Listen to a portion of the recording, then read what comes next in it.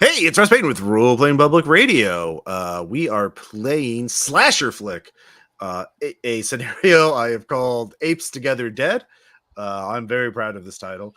And this is so Slasher Flick, if you're not familiar, is a horror game, horror role playing game based on the subgenre of slasher flicks, where a single killer, usually masked and with a knife, but who knows, goes around and murders a bunch of people until only a final girl or final one or two characters left is able to um, subdue or defeat the killer in some way.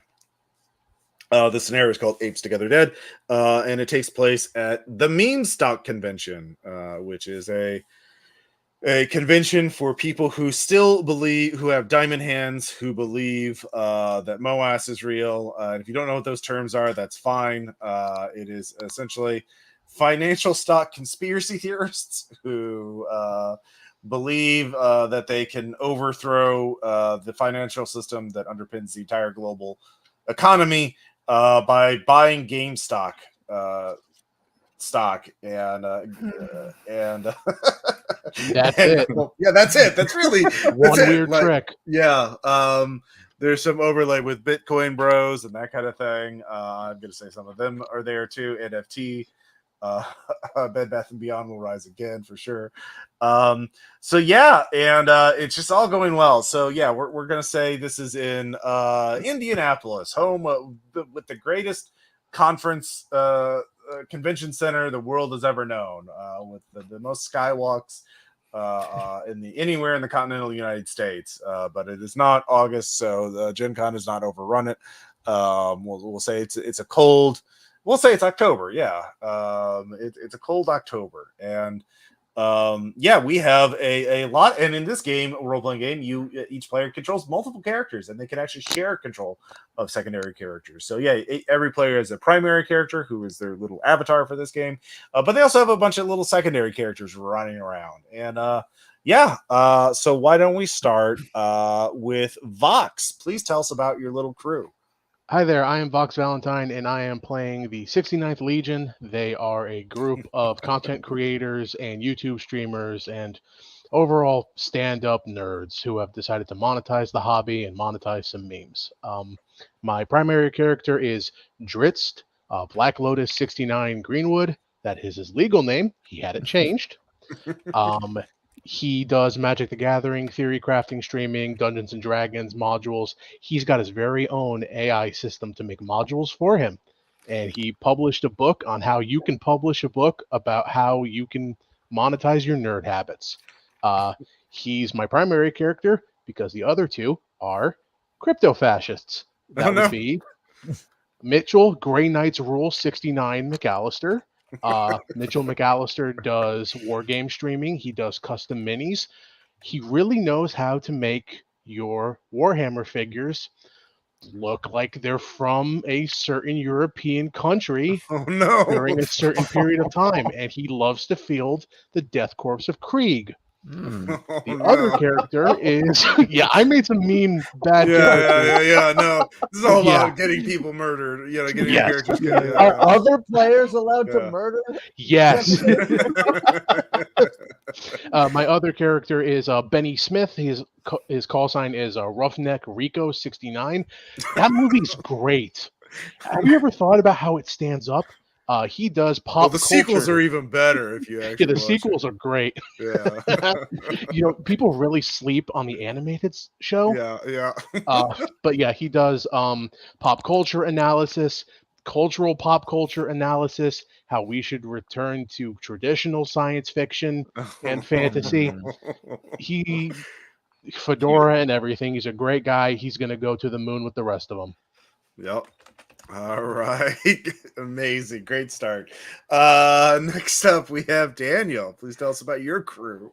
Okay, so my crew is they're not part of the TV crew of the Real House Apes yet, because they're trying to make this show. But the head of the crew is Elliot Pink, and he is a former actor. He was on a TV show a while ago you might have heard of, and he really wants to use sort of these various crypto assets, NFT assets he's purchased, and of course he owns them. They're solely his, and he wants to make this show with them, the Real House Apes, and that's sort of consumed a lot of his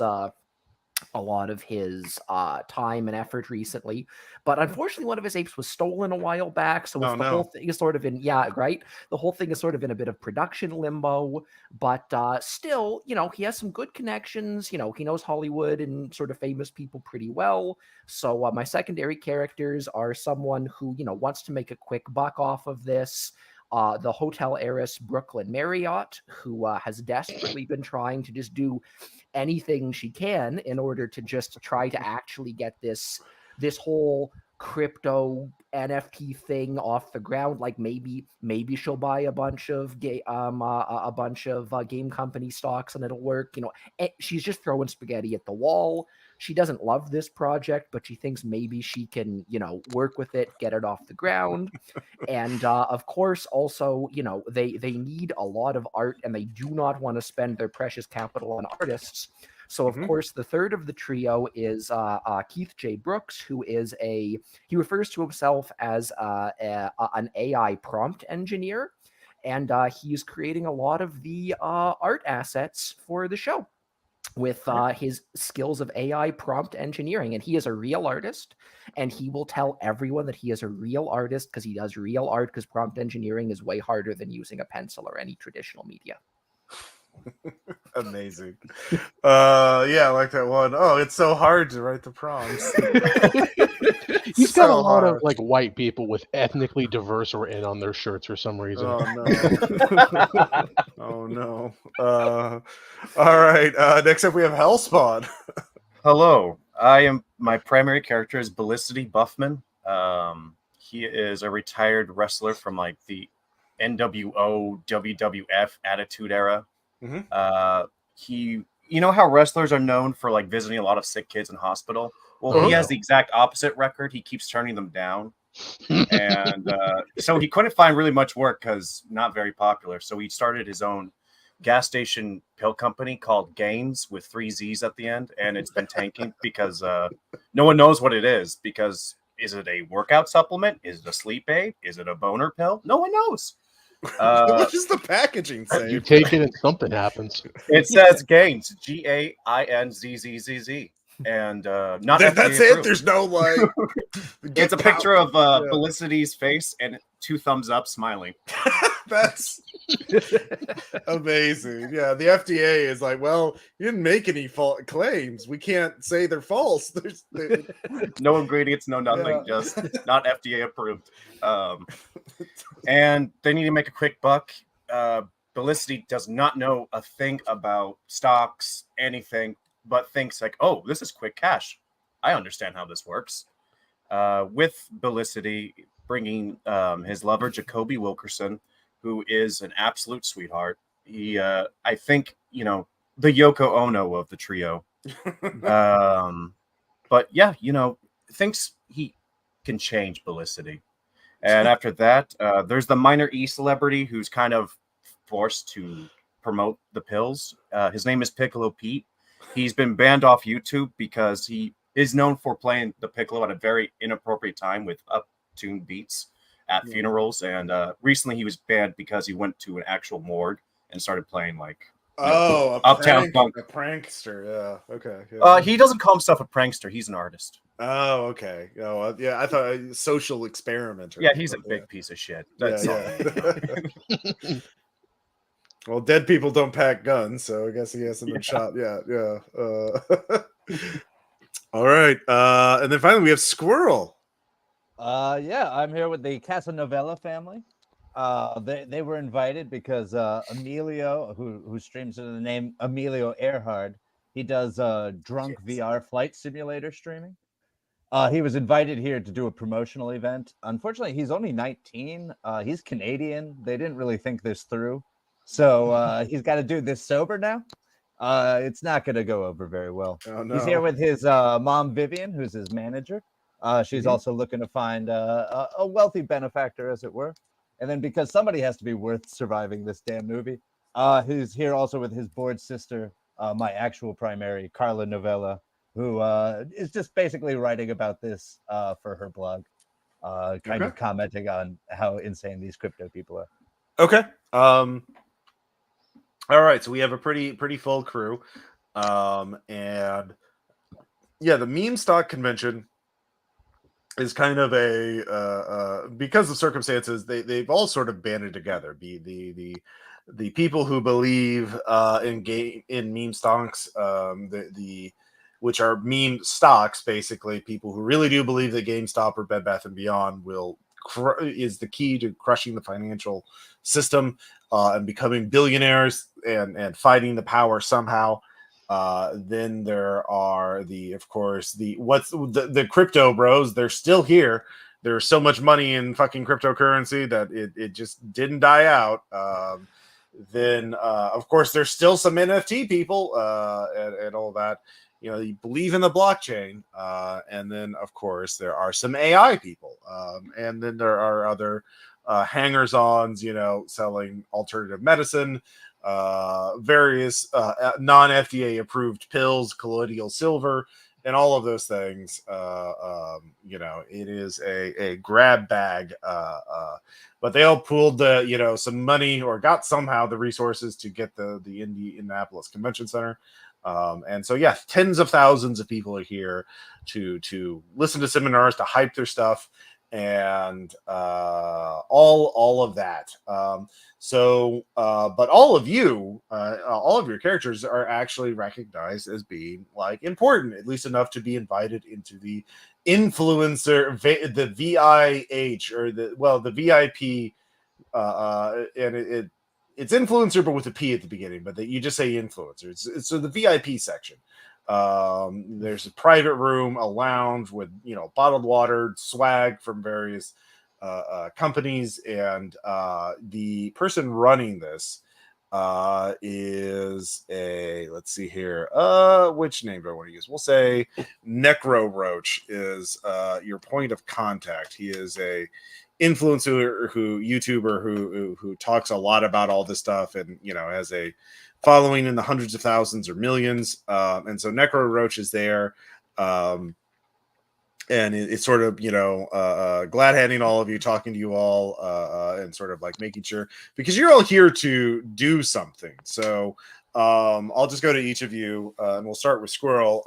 What kind, you all agree to do something for the Memestonk Convention, either a seminar, or a workshop, some sort of event, at least a couple, to justify your free badges and hotel rooms. And as of course, you have to do social media posts to fucking promote the thing and hype people up and get people interested in spending money, getting the regular people to buy shit from the vendors, to buy swag from the merch booth, and all that shit, because they need this to be a good success so they can get a renewal for next year, so they can keep rolling this party forward. So Necro Roach is a rather gangly looking guy with just the worst facial hair you can imagine. That is not mountain man grown out. He trimmed it, but like the worst way possible. Squirrel, what is the worst possible facial hair arrangement for Necro Roach? Oh man, reverse mutton chops. Reverse mutton chops. Yeah, that is just he's a trendsetter. He has already been made into a memes, little Pepe's and other I forgot what the black and white ones are called. Wojaks. Yeah, Wojak. Yeah, there's a Wojak of him with the reverse mutton chops because of his various hot takes on topics. Like, oh, that's Necro Roach. Shaving razor, go burr. Yeah, basically.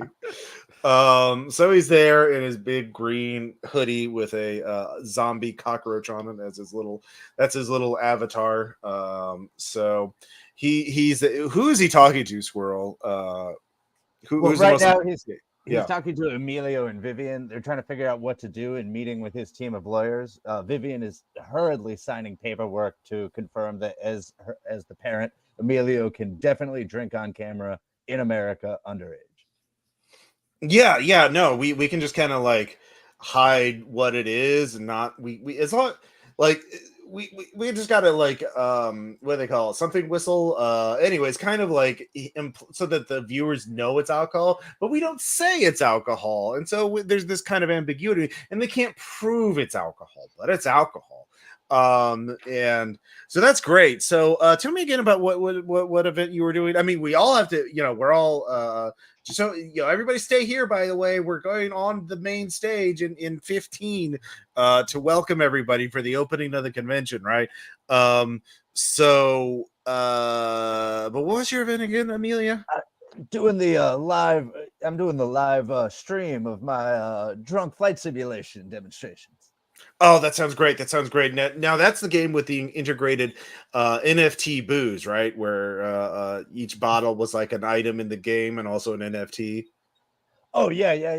And the viewers get to decide, what I drink and how much. And that's great. That's great. That's really that integration with the real world stuff. Now, did you see my proposal for the homeless people fighting segment of the game as an expansion or DLC? And we could do 3D scans of like actual homeless people and pay them like $100 and make them into NFTs. I mean, get me enough Labatt's, I'll be happy to do anything.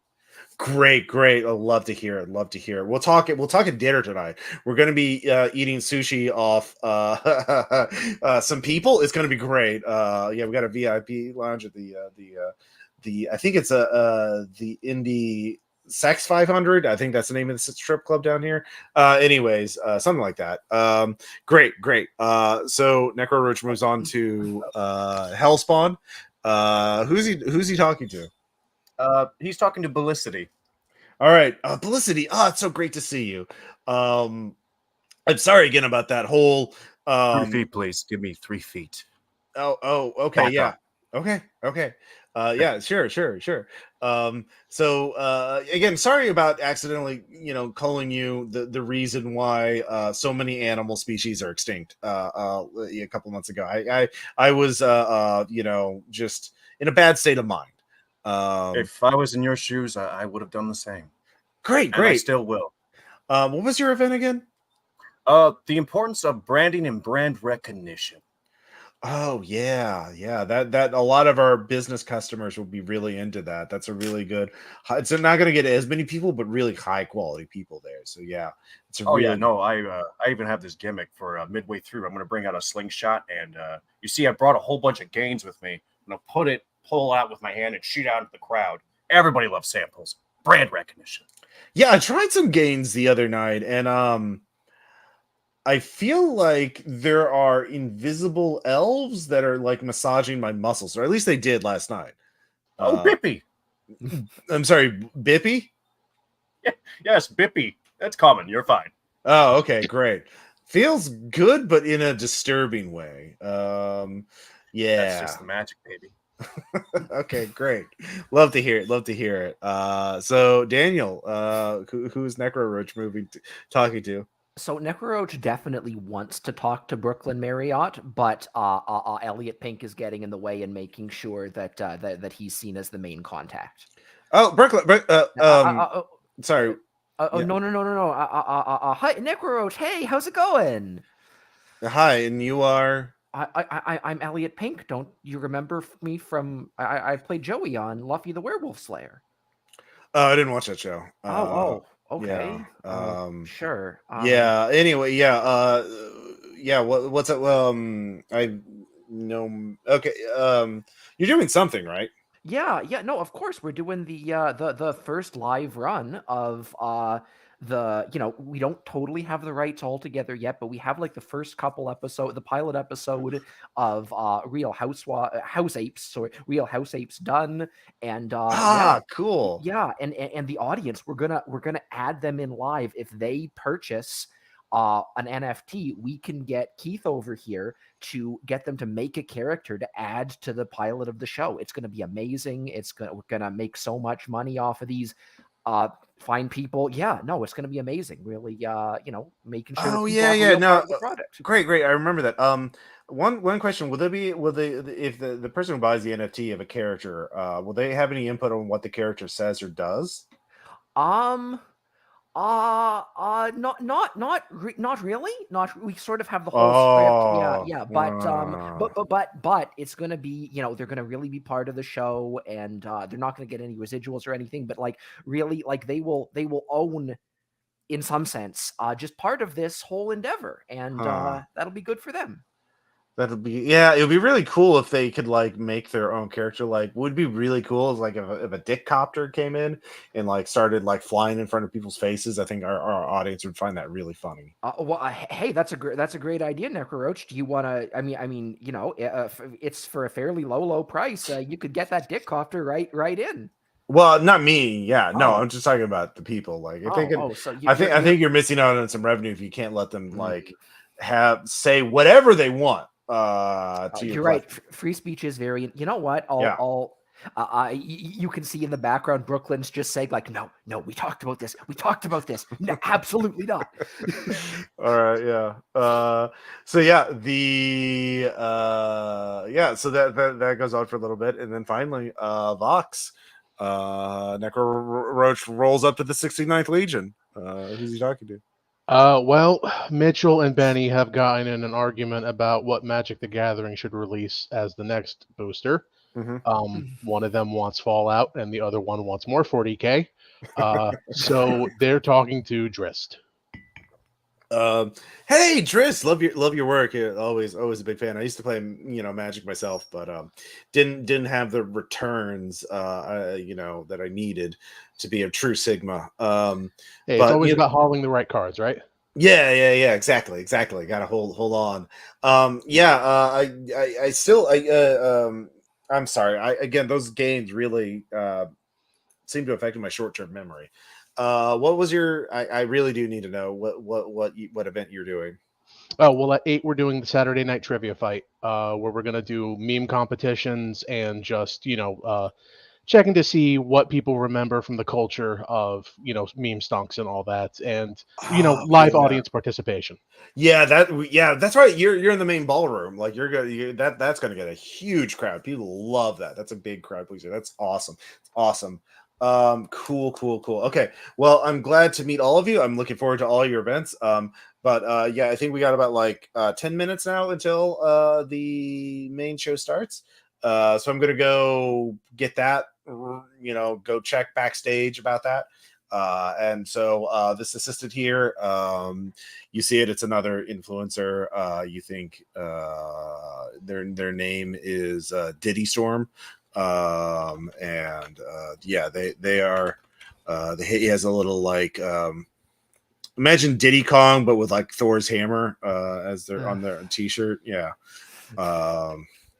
So Diddy Storm will lead you out when it's time. So so you're all there mingling for a bit, waiting for your the call to go upstage.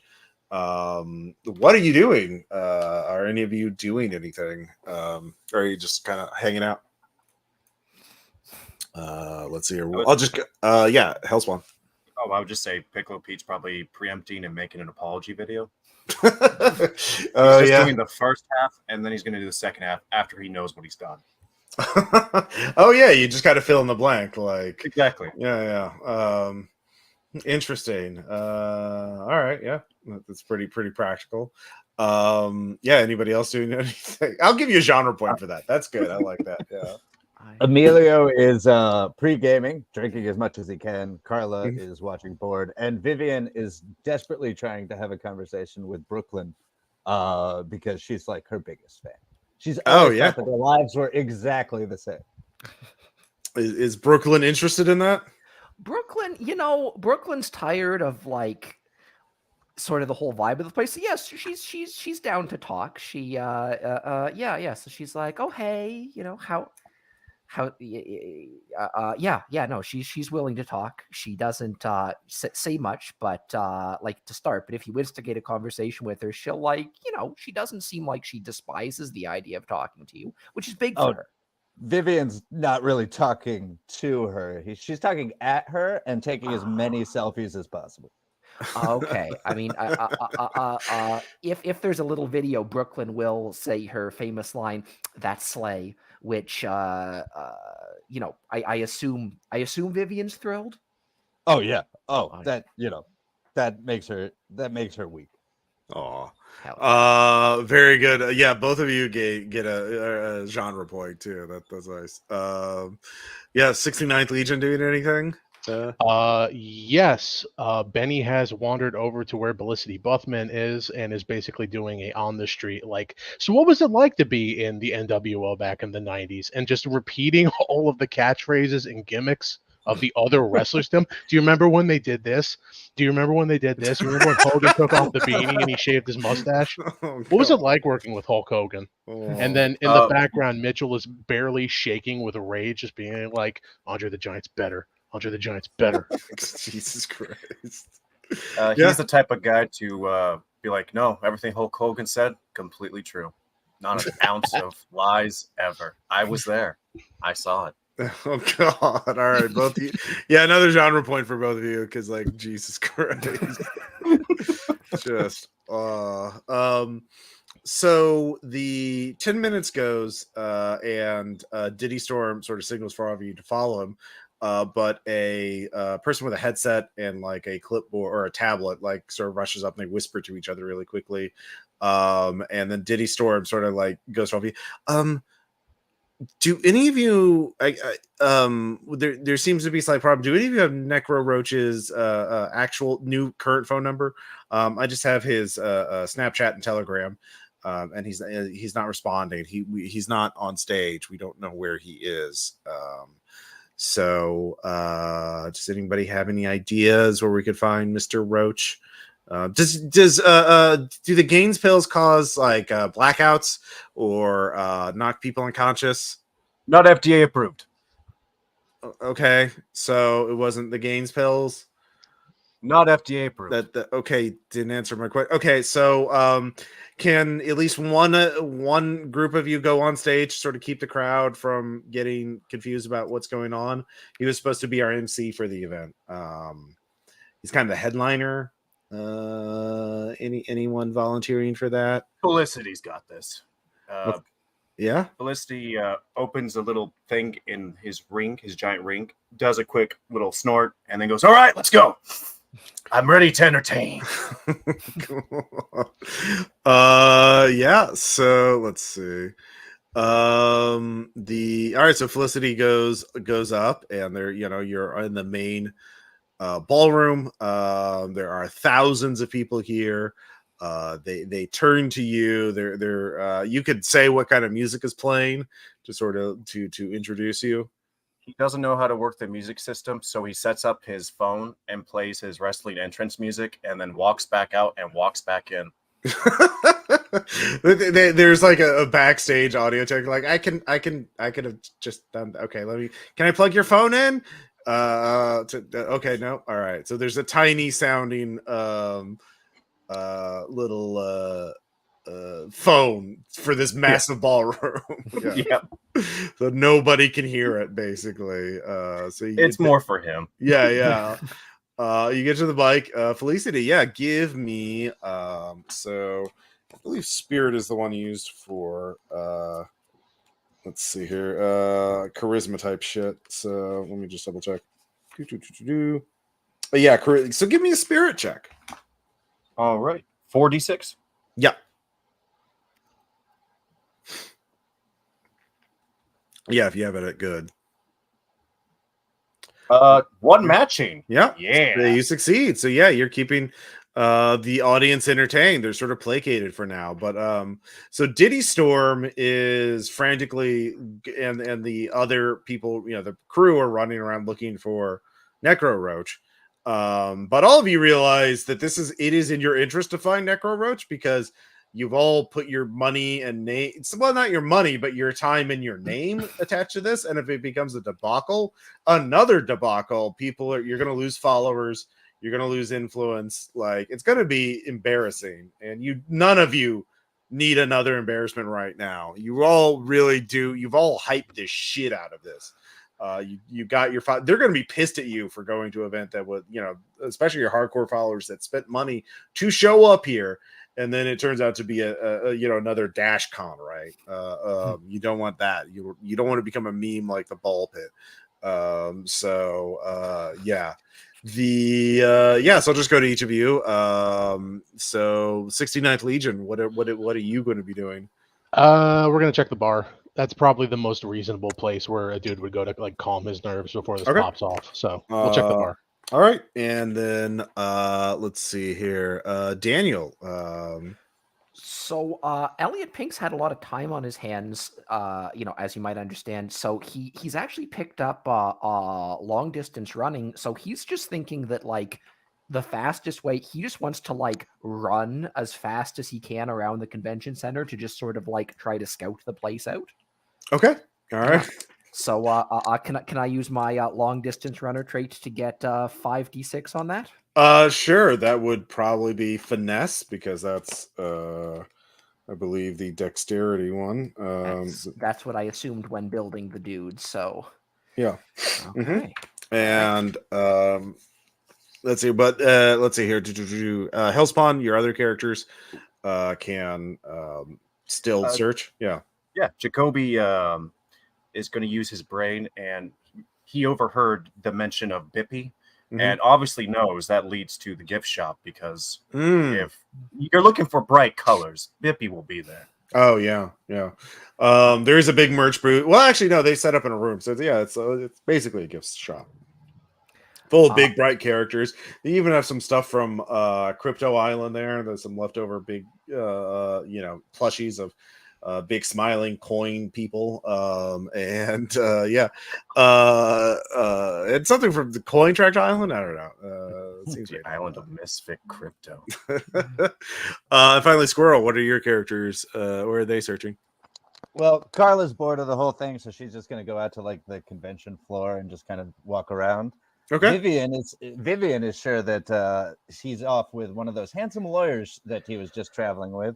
And Emilio is already so drunk because he's been streaming this whole thing and getting requests in that he's wherever you want him to be. Okay. All right. So yeah, if you want a genre point, I'll say they tell you to go into the ladies' bathroom. Okay. Emilio's wandering around. Yeah. All right. So Vox, you go to the bar. And there are quite a few people there drinking pretty heavily. The party's already begun. But you actually have to go to the hotel next door. There's none in the actual convention center. But they're connected by skywalks, so it's pretty easy to get to an adjacent hotel. You see a lot of people there, but you don't see Necro Roach. He's not here drinking. That's for sure. Let's see here, Daniel. What'd you get on your finesse? I failed. I got no matches. All right. You're just the halls are crowded. Fans start spotting you. You get sort of like bogged down. And let's see here. Hellspawn, your character's going to the gift shop. They don't see anything right away. There's nobody here publicly. Squirrel, your characters are just kind of wandering around. Well, I'll give you a genre point if you go into the bathroom, but otherwise they'll tell you to try the random doors. Emilio thinks that he saw his mom/manager going into the restroom. He doesn't pay attention to whether it's men's or women's and follows. Okay. So you go in there and you get chased out and sort of waste everybody's time. So none of you have found Necro Roach yet. So back at the stage, Felicity is kind of worn out his opening material. He's got like a good 5 minutes. He has that 5 minutes, but it's been 5 minutes and the crowd's starting to get restless. And Diddy Storm is kind of shrugging you from backstage, like, I don't know what the fuck to do. And like, so what are you gonna do? Clearly throw free games at the audience. Okay. Everyone's a lot happier with free gifts. All right, so I'll buy you like a couple more minutes because free shit. Oh yeah, that's great. But you're gonna run out of games quickly. This is a packed hall, and people are. The plan is chaos. If you they're see distracted, people just like just throwing them in just eating the games right now, passing them around, and there's gonna be a lot of bippity here pretty soon. So it's gonna get weird, and they're gonna get more unruly for sure. You're riling them up.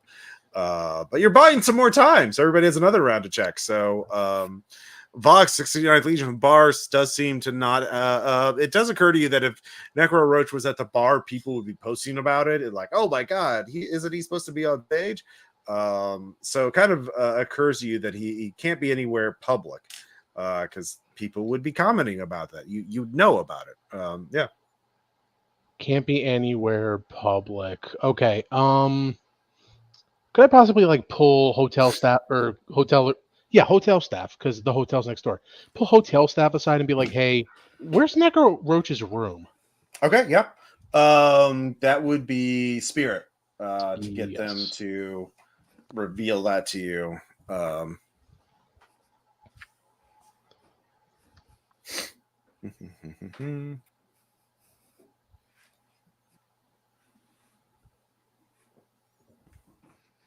Come on, Dicebot. I don't know. Unless I did that wrong. Yeah, you can't just paste it in there. You have to slash type it so that it pulls up the little oh, there we go. Yeah. No. Yeah. There we go. Oh, pair of sixes. Yeah. All right, very good. So they tell you penthouse. So you head in the elevator.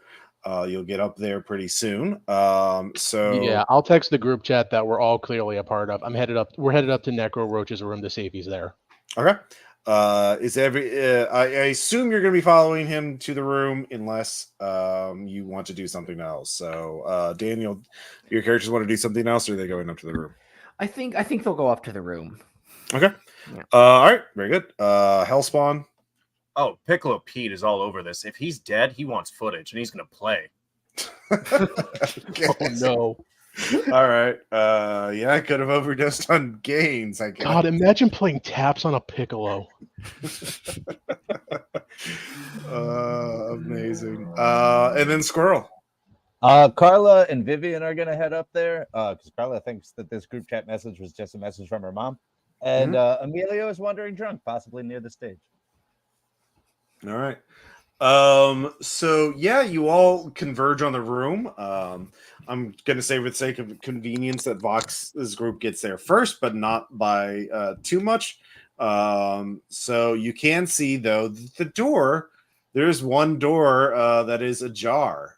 That seems to be leading to. Well, that is Necro Roach's room, and it is ajar. What do you do? You're outside in the hallway in front of the room. Or your group is. Yeah. They start playing 3-man rock, paper, scissors, which doesn't work, but Mitchell loses anyway. So he goes over and he draws the short straw and just grabs the handle by the door handle and just nudges it open and sees what's inside. Okay. He opens it up and there is and Necro Roach is on the bed. Quite dead. There's a massive pool of blood. He has been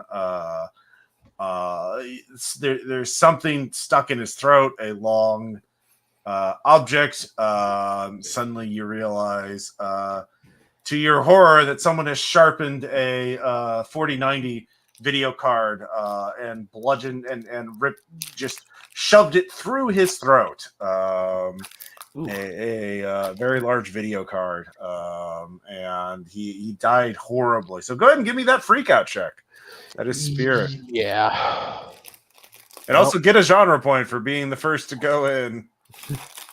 Hell yeah.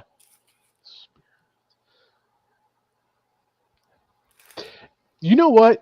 He's going to roll with disadvantage because his downside is rage quit. With fuck this. Yeah, no. Yeah. So he freaks out. Is he going to run away? He can't do anything useful. He could puke. He could. Yeah. What? How does he freak out? He just runs out yelling, "Game over, man! Game over!" Okay. So all of you get in there. You see him run out in a panic. The door is wide open. You could step in and if you want to see it yourself. Yeah. Yeah, Carla considers herself a bit of a detective, so she wants to see it and see if she can find any clues. All right. Any character who Hell wants of to a go in start. has to make a freakout check. Yeah, I will. Vox, if you want another genre point, which character was it again? Oh, it was Mitchell. Mitchell. Let's see here. Mitchell can. I'll give you a point if Mitchell runs away really far away into a nice isolated place. Yeah.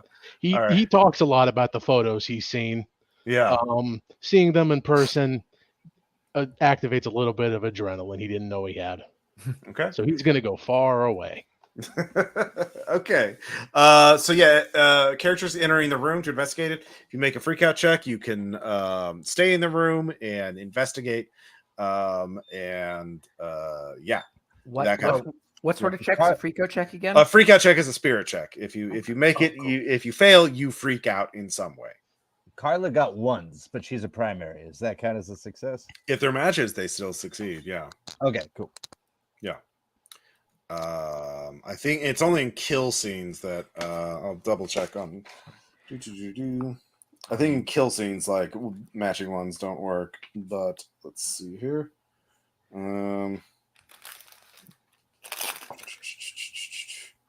Yeah, it's only in kill scenes that matching the ones always suck. Well, one of her positives is perceptive. Can she see? Is there any evidence of who did this or where they went? Okay, well, yeah, we'll get to that in a second because we have to deal with Mitchell first.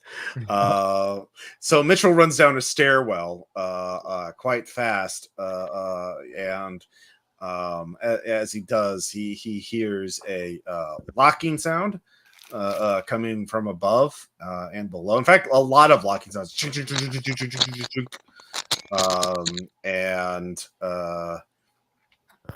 Yeah, what does Mitchell do? Hello? So a figure appears above on the stairs above Mitchell. It is a person dressed as an ape, and they're wearing a fez, and they have a. Let's see here. What is a good weapon for a?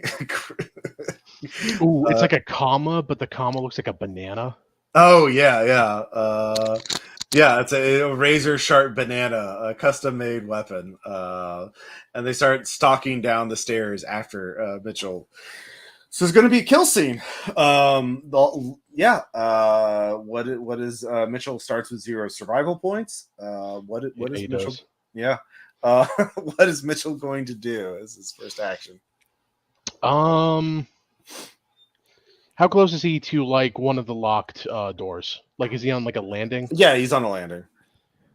He's gonna try the handle, realize that it's locked, and because he is excitable, he's just gonna try to knock through the door. Okay, that is obviously a brawn check, and I'm going to put that at disadvantage because it's a very sturdy hotel door that is magnetically locked. So if he has a positive quality for muscle or being, super strong or something, yeah. Excitable for brawn, so that evens out. All right, yeah. Roll 48. Well, bye, Mitchell. Yeah. With a 1, yeah, that's going to be enough. Starting at 0, that's going to be at least a -1.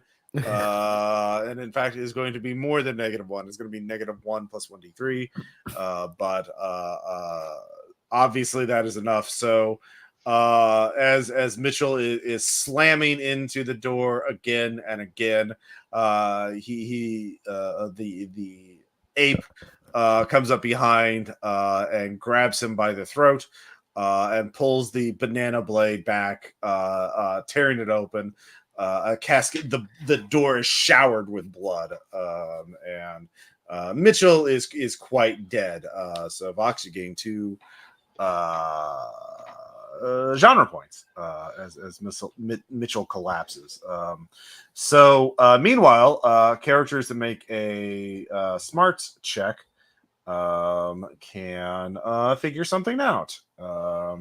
Brain, sorry, not smarts. Yeah. And if you failed your freak out check to investigate to stay in the room, you panic, you puke, you run away, something like that. If you want to run away, yeah. Piccolo won't investigate because lack of smarts, but also he's apathetic, so he wouldn't care. Okay. So Elliot messed up his brains check, so he doesn't think of anything. But I think Brooklyn's first thought is, if this dude's dead and she made her her freak out check, if she finds something that's useful, fine. But I think she wants to loot his room to see if she can find like any like crypto wallets or something he has. She does not find anything. Necro Roach did have a laptop. It is pretty well distinguished because he has a bunch of fucking zombie cockroach stickers, fan art that he had printed as stickers, just covering the back of his laptop. It was easy to spot, and it is not there. Okay. Carla got 3s for the searching for evidence. Okay. So yeah, you figure out, the killer obviously stole the laptop. But you also figure out that Necro Roach did you spot an extra a blank hotel key card on the floor, and you look at it, and it doesn't have the hotel logo on it or anything like that, but it does have the magnetic strip. So you realize that the killer must have cloned his card. So this is a technically proficient killer. Someone who's been, this was not an act. This was done with, premeditation, malicious intent, and all that shit. Yeah. I would point that out. Yeah. So does anybody contact Felicity that Necro Roach has been murdered? Yeah. What is your response after that? Piccolo Pete pretty much goes, "Oh no, a death!" And then he's setting up his phone and he's pulling out his Piccolo slowly, and he starts to play Uptown Funk. All right, yeah. Is he posting this live to social media? Oh, totally. He's already made half of the apology video. This is it. All right. So yeah, gain a genre point as you contaminate a crime scene, and so the world finds out pretty much instantaneous. So Felicity, you're up there on stage, and someone said, "Hey, who killed Necro Roach? Is that real?" What? Yeah, look here, and you hear the little taps on the Piccolo on Necro Roach's Oh God, not again. Yeah, give me a freakout check, Felicity. And is that spirit or is that brain? It's spirits. I'm happy. This is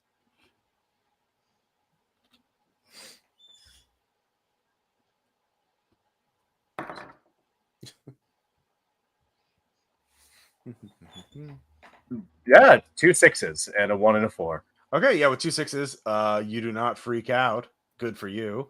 And those He are took his toppers. gains. He took his gains. They do steady the nerves. Definitely not taken from a 19th century patent medicine formula. Minus the cocaine, because that shit's expensive. So how's Felicity keeping his shit together and keeping the crowd happy? Diddy Storm actually responds pretty quickly. It's like, look, we have a teleprompter for Necro Roach. You could just read the teleprompter. I don't read teleprompters. I have an idea.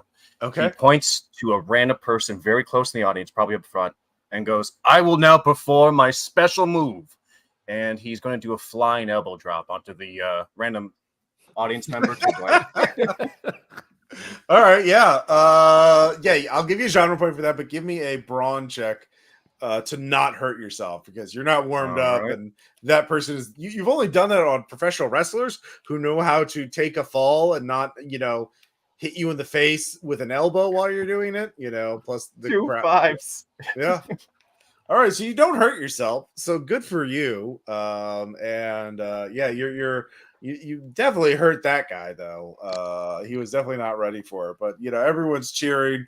The Diddy Storm says, grabs the mic after you jump on. It's like, we'll make an announcement shortly. Please enjoy more T-shirts and games. They start shooting T-shirt cannons into the crowd, kind of to keep the riot from breaking out.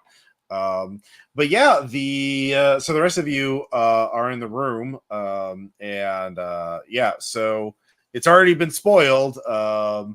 Yeah, what are you all going to hang around for the police to show up, or are you going to what is everybody doing next? I guess we'll start with Vox. Yeah, Benny has been trying to call Mitchell this whole time to figure out where the fuck he is, and he's just like, I don't know, man. He ran, he ran so far away, and just like, okay, man, go find Mitchell. I don't know. I'll go talk to Diddy Hammer. I don't know. This is getting off the chain pretty fast. So they split up. Okay, great. So they start wandering away. And then next up, Daniel, what about your group? So I think that Craven, as it is, so it turns out the pilot episode of the Real House Apes, it actually was a murder mystery. So what the group conspires to do is they actually want to sort of storm the stage and start like their event. So their plan is, maybe this won't try, but they want to try to wrest like control of the main ballroom and do their event now and try to get extra hype for their pilot, given that a human being has just died. All right, yeah, I'll take a genre point. That is awful. Yeah, that is. Yeah. All right. Great. Yeah, you all. It'll take you a bit to get there because you have to go back to the con center. But yeah, that's easy to try. At least. Okay. Yeah. Cool. Great. So, Hellspawn. What about your group? Jacoby makes his way back, and once he hears about the death, he's immediately like, "Oh my god, we need to get out of here. This is horrible. Well, how are all of you reacting like this?" And kind of just having a mini meltdown. Okay. Yeah. So he's having that mini meltdown. And Felicity's recovering from being on stage. And yeah. And then Squirrel, what about your group? Carla is impatient, so she's not going to wait around for the cops, and she's convinced that she can figure this out herself. She's going to drag her bossy mother down to the front desk to figure out where in the hotel somebody could clone a key card and go from there. Okay, yeah. So we'll do that first, actually. You can get back to the front desk. Yeah, give me a brains check to ask the right questions and figure out what could have happened. Okay. She is an unconventional thinker and perceptive. Will either of that help? Perceptive will certainly help. Yeah.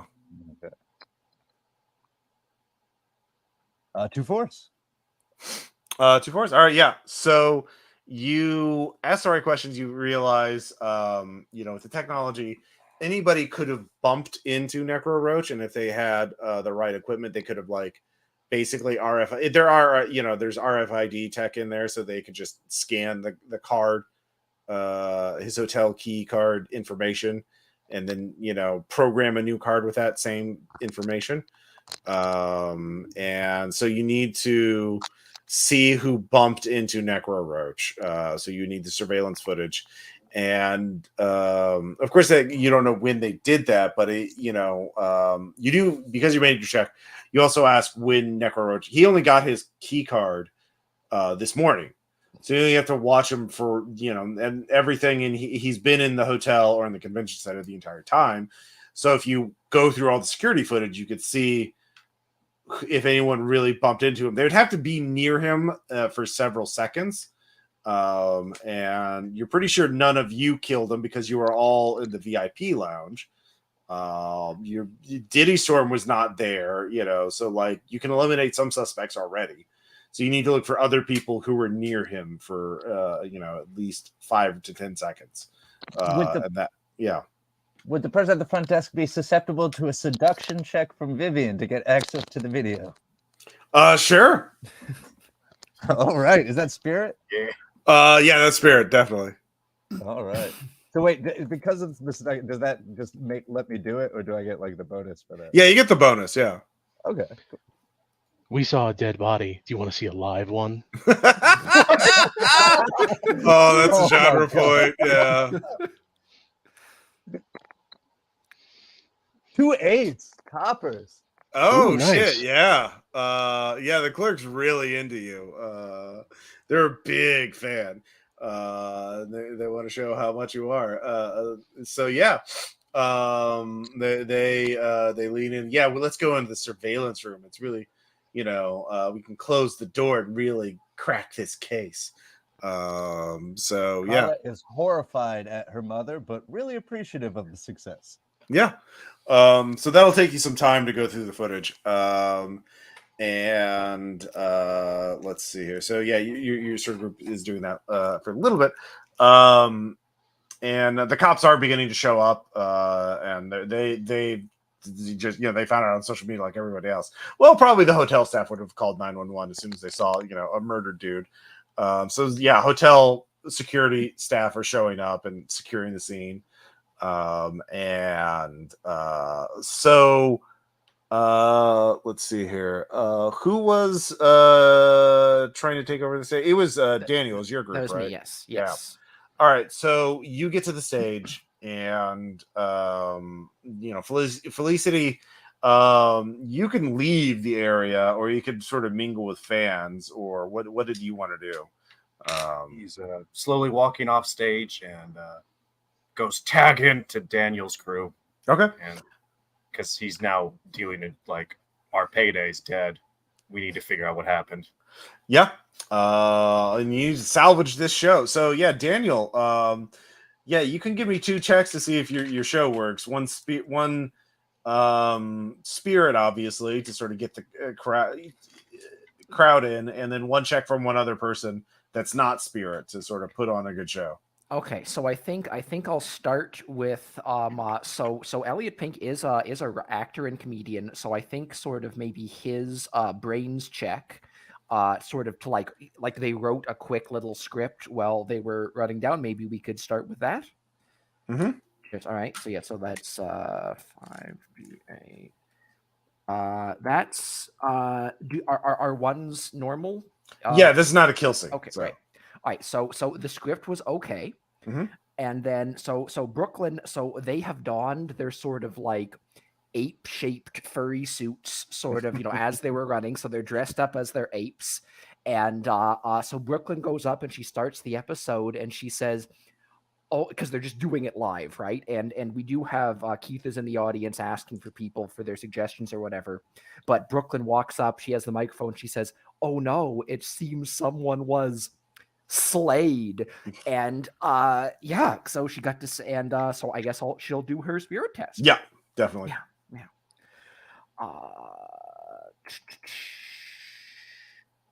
Oh man, coppers. Great, yeah. Yeah, hell yeah. It's her catchphrase. They love it. Okay, so and she was your primary, right? No, she's my secondary. Secondary, okay. Let's see here. Who are your other characters? Elliot Pink, who the guy who's making the show, and the prompt engineer who mercifully we haven't seen much of. Okay, yeah. So Keith, yeah, the prompt engineer. Yes. He the only problem is your props are stored backstage. and you need to go get them. And you're the least important. Keith's the least important member of your group. Yes. It's up to Keith. So let's see here. Keith needs to give me a let's see here. A smart check. Cool. Can he roll one fewer dice because he's quick to anger and he's really mad that he's been snubbed? Yeah. Okay. 3d10. Mm-hmm. He fucks it up. All right. So as he's looking through backstage, he doesn't realize that he's alone. And that's when he feels a Ethernet cable wrap around his neck. And something from behind him is choking him. So what is Keith going to do? This is a kill scene now. So yes. So Keith, he actually has a lot of time to just hit the gym these days because it's not actually that much work to be a prompt engineer. So he's super strong. So he's just gonna try to just sort of wrestle the Ethernet cable off and try to get away. So all right, yeah, that's definitely brawn. Yeah. All right. He doesn't have an ability for it, but he's just good. So let's see. So 2 1s is bad, right? Yeah. Oh no. Yeah. Yeah, that's not good. So matching ones and crucial checks. Ones never count as matching results. So yeah, 2 1s. They cancel out, and you can narrate how Keith gets murdered by the killer. Picks him up and starts pulling from behind. Keith, he's basically he tries to grab the guy, he tries to sort of get away, he's just not able to, but his internal monologue, he's most upset that the world is losing an artist, and he sort of is thinking about how the future world won't have art books of his work like they do of Da Vinci and Michelangelo and stuff, and he just sort of goes out with a whimper, but thinking about this isn't bad for me, this is bad for the world. Yeah, all right. Somehow, yeah. He can rest assured that dead artists are more profitable. Oh yeah. So the killer does pick up Keith's phone and pulls up the AI art app that he undoubtedly has loaded and quickly writes in a prompt of a fraud being choked from behind by a masked killer. Yeah. Did you mean a frog being choked from behind? Yeah, so there's a frog choking him to death. Somehow overriding the AI safety prompts because he's using one of those AI generators that doesn't have safety controls. Use all the real people and murders and violence you want for this AI art generator.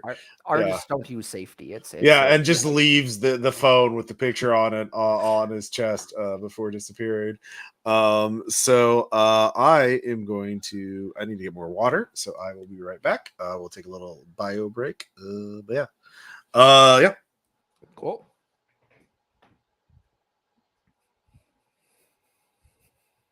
Two of us are already dead.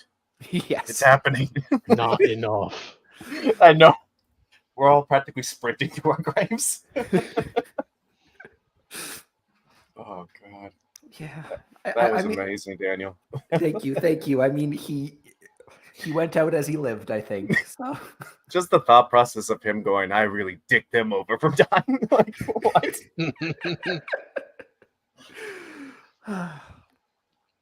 Oh. No, I did not want Keith to survive. So that's one. I think everyone made a goal to make the most deplorable human being. So it's fucking murk him. It's okay. Yeah. I mean, 2 of my characters have the negative trait fascist idiot. I literally wrote mine as apathetic. I try to think of every the worst YouTuber on planet Earth, and I was just yep, apathetic, clout chaser. Yeah, we'll just do that. I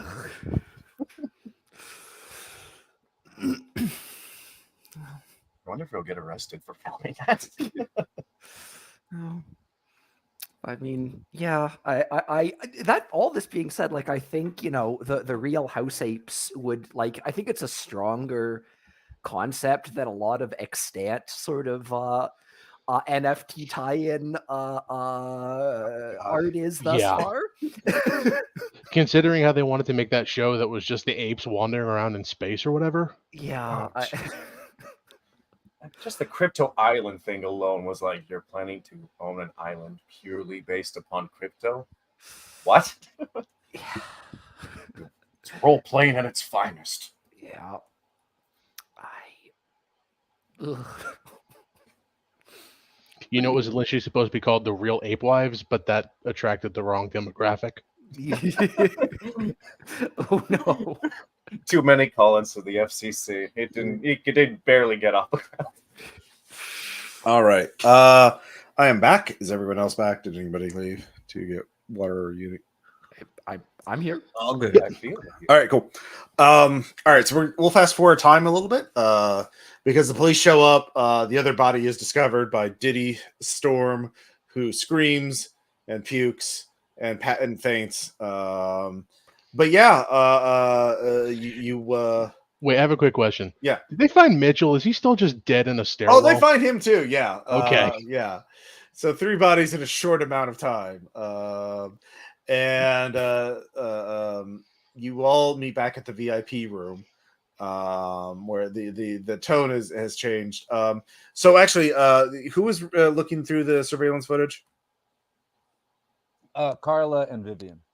All right, you can give me a smarts check with a +1 since they're you have 2 characters doing it. And she's perceptive. 2 2s. Okay, so there's 4 people that are looking at him, but with only 1 match, you can identify 2 of them. You can find Bull Tracker and Zestco, other influencers that both. The other 2 people you can't get a good angle on, or recognize, or the security footage is just too low quality to recognize. So there's 4 suspects, and you can identify 2 of them: Bull Tracker and Zestco. Every NPC in this game is going to be named as a thanks to their influencer name generator. Oh God. Yeah. We live in the brightest future. Yeah. I just random invite. Literally, it's like random influencer name generator. Oh, there is one. Cool. Yeah. Anyway, so you identify 2 suspects before the detectives show up and shoo you away from the surveillance footage that they need to, investigate the triple homicide. And yeah, the Diddy Storm is sort of looking. You're all in a circle, sort of looking at each other, all kind of grim faces. You're like, oh fuck. What do we do now? And none of you can afford to leave. If you leave now, you'll be financially ruined. You'll have lots of angry fans. You gotta spin this, baby. You gotta spin it. Yeah, what Diddy Store was like, well, I've sort of figured out how we can salvage this. Tomorrow we do this in memoriam for Necro Roach. We say, obviously, this is proof that our work is trying to be stopped by the financial system, but we got to stay strong. We got to remain diamond hands on this convention, right? So we got to pivot and survive. That's the key here. So, but yeah, if we could figure out who the killer was, that would be really bad. We can get people to cover for your events, obviously, but we can't trust the police. Obviously, if you all can find the killer, that would be really convenient for me. Does anybody have any ideas who did this? Well, Carlos speaks up. Well, there's 4 possible people. We know that Bull Tracker or Zesco got near him, but we couldn't get the others off the camera. Oh, cool. Yeah, that's great. Well, we can perhaps Yeah, somebody tell me what Zestco does. Oh, Zestco is kind of like holistic and kind of like traddy. They do like a lot of like spices and making things taste good and natural cooking and listen to your husband and Oh no. you know, happy, Yeah. peppy, fresh. Everything's pastel smiles. Yeah, Zestco is around here somewhere. You don't know where. Somebody else tell me about Bull Tracker. He literally tracks bulls, and then he constantly gets bucked and trampled. Well, he's got to do something related to this. He could be like bull stocks or bulls. Maybe he does do that with actual bulls. Like he's a former rodeo person, but he's got to do something related to, yeah. I like that though. Yeah. All right. So he does rodeo / financial advice. Bases stock picks on how long he can ride individual bulls named after major companies. Oh, Yes. God. Yeah. The genre point for that. That's perfect. Oh, that's so much more effective than most other methods. Yeah. God, it's like the hamster race gambling. Yeah, exactly. Twitch plays the stock market, but with bulls, it's way more effective. Yeah, both of them, and then there's two unknown people. You only have vague descriptions of them. You can figure out some other way to sort of to figure out. Perhaps Zesco or Bull Tracker could point out other suspects. Yeah, if you can interview them and get them on your good side. Of course, if they're the killer, they would probably mislead you, right? So, yeah, how do you want to do this? They're both in. No one's fled. Yeah, they're in one of the hotels around the convention center for sure. So, but you don't know exactly where, because again, there's tens of thousands of people here now, and all the hotels are booked up. So, yeah. All right. I point to the drunk pilot and listen, you're my referee. We're going to go visit these people. I'll make them tap. They'll tell us the truth. You got it, Captain. Okay. Well, who you? They're not in the same place. I'll tell you that. That's pretty much for sure. Like, where are you going to? How are you going to look for it? Which one? You have to be specific. I think Ballisti would go after Bull Tracker because probably a lot easier person to interview. Mm-hmm. Okay. So, how are they going to look for them? By just going up to the front computer and looking up his name blatantly. Okay. And pretending like he's security. Well, the thing is now the hotel has in convention staffs. Well, there's multiple hotels, and security has been upped weirdly enough. So yeah, you would have to make a first probably a smarts check to figure out what hotel they're in, and then I'll just two smart checks. One to figure out what hotel they're in, and then another check of some kind to get access to their computer. All right. That was 1d10. That's a mistake. No. Can I also tag on one of my negative traits? He is dumb for an extra dice. That would give you one less dice. Oh, cool. Let's do that. Yeah. All right.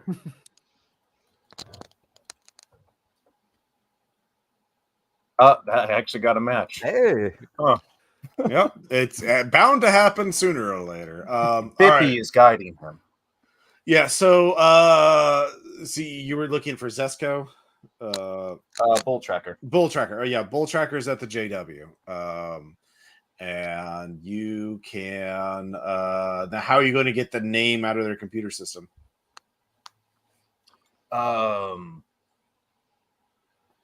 Or to narrow out where in the hotel? Find a receipt for the room that he's in, or we're trying to figure out the specific hotel. Well, yeah, you need to figure out where he is. You realize he's running events at the JW, which are up in the air now, right? Because of the murders. Then I would call, pretending to be attending, and be like, I was looking to see if the Bulwark meeting or panel was still happening due to recent events. And there's going to be a refund. That is a spirit check to talk your way in. All right. Yeah, that got a match. Yeah. Okay. So you figure out he is Bull Tracker is putting on an impromptu workshop in the bottom level of the hotel in an unused meeting room. There's tons of them down there. So you two can go off that way. Checkmate. Yeah, checkmate. Yeah. Who is anyone looking for Zesco? Carla realizes that as a non-famous 20-something at this convention, that she's got a good chance to. She just walks up to the registration desk wearing mostly black clothing and goes, "Yeah, I'm here to work my shift. I'm from the temp agency. I'm looking for Karen or somebody." Okay, I would say that's a pretty flimsy excuse, especially with the murder. So give me spirit with a penalty, unless you have something to negate that. Unconventional thinking or attractive, but I don't think either really counts. No.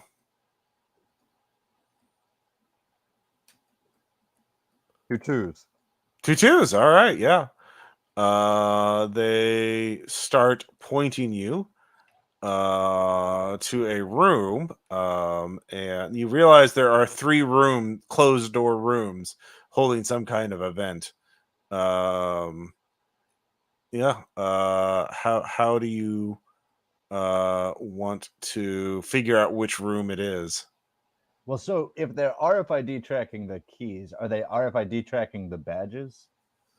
You don't know. Okay, well, I guess my first effort would be to access the registration computers behind the desk and see if they are tracking people's movement. Well, here's the thing: they're not going to be in the computer. These are all like people are just grabbing rooms and using them for events. Everything's been thrown. Oh, away. okay. Yeah. There's 3 rooms that seem to have some activity in them or something. Do the activities have titles? Like, is there a title card in front of the room or on the board? Yeah. There's actually there's 2 rooms that have like healthy living for trad women and potpourri for the soul. Both sound like Zestco. All right, I'll send Carla to one and Vivian to the other. Okay. Let's see here. Let me see. Vivian. Carla's going to one, and Vivian's going to one. All right. So, and Vivian's one of your secondary. Yes. All right. So, yeah.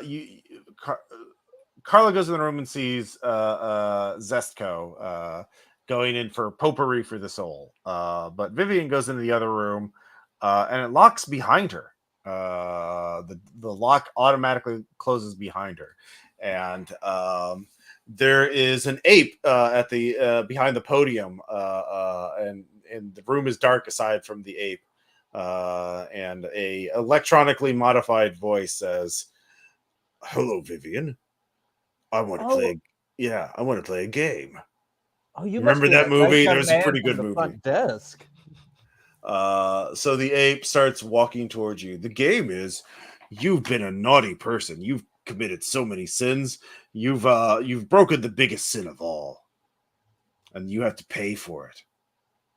Oh, I have been naughty. She thinks it's the guy from the front desk that she was flirting with. Oh no! All right, we're entering into a kill scene. I'll give you a genre point for that. Make a finesse check because she doesn't with a negative on it, unless she has some sort of way for dodging or perceptive or something. I don't think being seductive is going to help in this situation. Yeah. Nope. All right. So she's like, "Ooh, I'm into this," and yeah, you can narrate it. He has the banana knife out. The killer has the banana knife out again. Or is he just happy to see her? Yeah, I was gonna say, is that a banana in your pocket, or are you just happy to see me? He pulls out the knife and then, up against the door, stab, and then uses her body to lock the doors. Yeah. Props the body up against the door, leaves through some unforced through the drop ceiling tile, closing it behind him. So meanwhile, Carla sees Zesco. She is a bright, peppy, very white person in white clothing, talking about the uses of potpourri as something more wholesome to just smell this arrangement. It's good for your calm energy. Yeah, your Christian energy by the way, very traditional energy, not nothing new age. That would be wrong and satanic. But anyway, and she sees Carla. It's like, oh, hello, Carla. Good to see you again. Wonderful to see you. Just figured I'd sit in on the session. Okay, so yeah, the session goes on for a little bit, and there are like half a dozen people here, the hardcore aficionados. So you can wait for the workshop to end and talk to her one-on-one, or you can try and like shoo them out. I think she's gonna try to watch her for a while and just see, like, does this seem like a person who could kill somebody? Yeah. Okay. Yeah. So meanwhile, the Bull Tracker event. Who is going there? I believe the Emilio Earhart and Felicity. Earhard, thank you. Okay. My apologies. All right. So yeah, both of them head there, and so Bull Tracker has taken one of the larger meeting rooms and sort of pushed the tables aside and created an open area in the middle of it, and he has hired a big dude apparently who is dressed up as a bull. Is like, we can't bring actual bulls into the hotel. There's rules. I looked into it, but there's nothing against hiring a guy and then riding him like a bull. So we're gonna see if this is a good sign, if we should stay here. I think it is. I think we got to fight. We can't just run away when one of us gets murdered or three of us get murdered. This is a war and we got to win it. And yeah, there's like 20 or 30 people drinking and watching and, trying to hype themselves up that, yeah, no, we're totally safe here. It's fine. So yeah, for the people there, do you want to try to get him to end his event early, or are you going to I look at the kid and I say, kid, sometimes we have to go up a great and tenacious fight if we want to get ahead in life.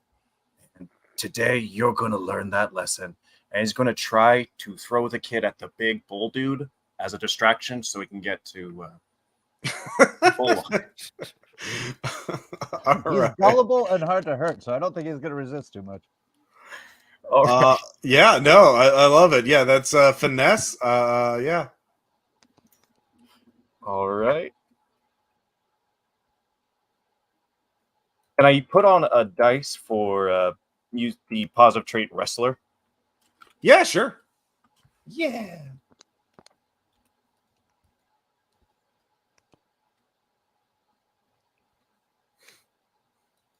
No matches. All right, it's a big fiasco. You miss. Who'd you throw in there? Emilio. Emilio, is that your primary or secondary character? That's one of the secondaries. All right, that's the celeb, right? Yeah. Yeah, I'll give you a genre point. Amelia gets the wind knocked out of him and busts his nose open, has to go off to the bathroom to clean himself up by himself. Emilio's in a bad mood. He's also the Scream Queen, so I imagine no genre points because it's not bloody, but I imagine there's a terrifying as he gets thrown across the room. Yeah. Oh yeah, it's a great little clip. It's the funniest viral thing since that cop going down a slide. It's just absolutely ridiculous. Bull Tracker is very pissed off. He disappeared. He just bolts out of there. He is so angry. He just wants to get out. He doesn't want to get another assault charge, so he runs before he starts throwing down. So both of them are gone. Your other character is left behind with a bunch of angry fans taking photos and videos of you. It's like, what the fuck, man? What are you doing? Confronting you angrily about it, sort of getting in your face, and you can fight your way through, I guess, but it'll take you some time. You're kind of stuck in there for a bit, dealing with all these very pissed off fans. The guy who was the bull is like, I was just paying. I don't give a shit, man. Bull Tracker's gone. Emilio is in the bathroom. And give him a brains check. This is not going to go well. He's gullible. Will that be a negative in this situation? This is perception. Okay. So I'm not going to say that. Yeah. Oh, Oh, 2 5s actually. Oh, weird. Okay, so the He doesn't Uh, deserve that. He's a dumb character. well, he does hear the bathroom door lock. And he looks over, it's one of these big bathrooms that you have to turn the corner around to get to the bathroom. So he doesn't see it immediately, but he sees a man dressed in an ape suit.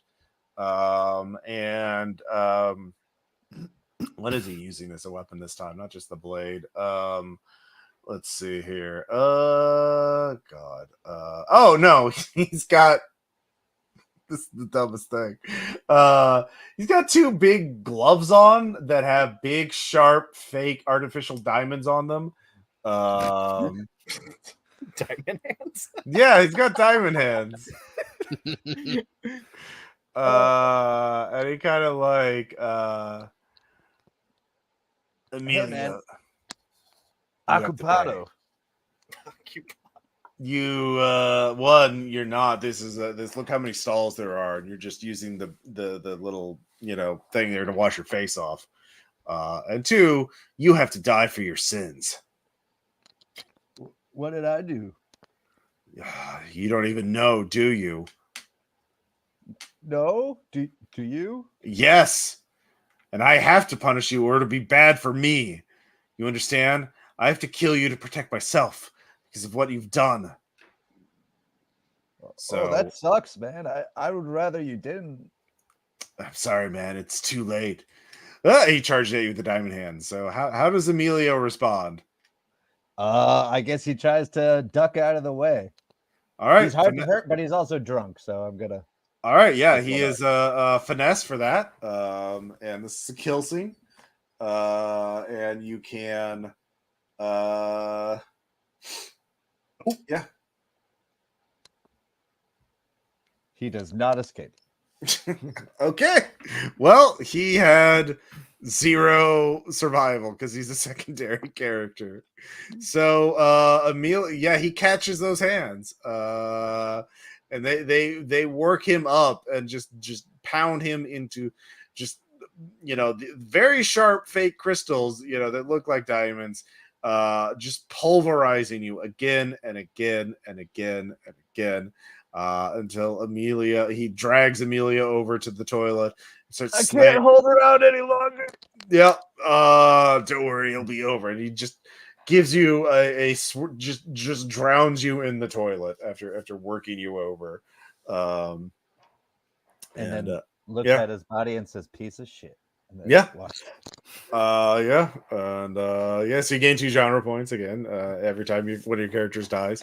It is over. So meanwhile, the is anybody who's not acting in any of these, what are they doing?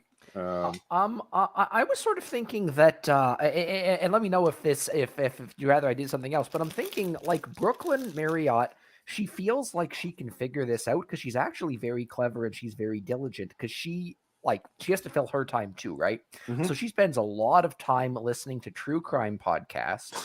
So she went off on her own and she's trying to use pure logic to sort of deduce which of the 2 people, or if it's anyone else, maybe another suspect. So she's trying to piece together who probably killed Necro Roach. Could she do a brains check for that? Yeah, you don't have a lot of evidence, but yeah, so there'll be a penalty to it unless you have some quality to balance it out. I was gonna say diligent worker is Yeah. So let's yeah, so it'll be an average one. Yeah. All right, let's see.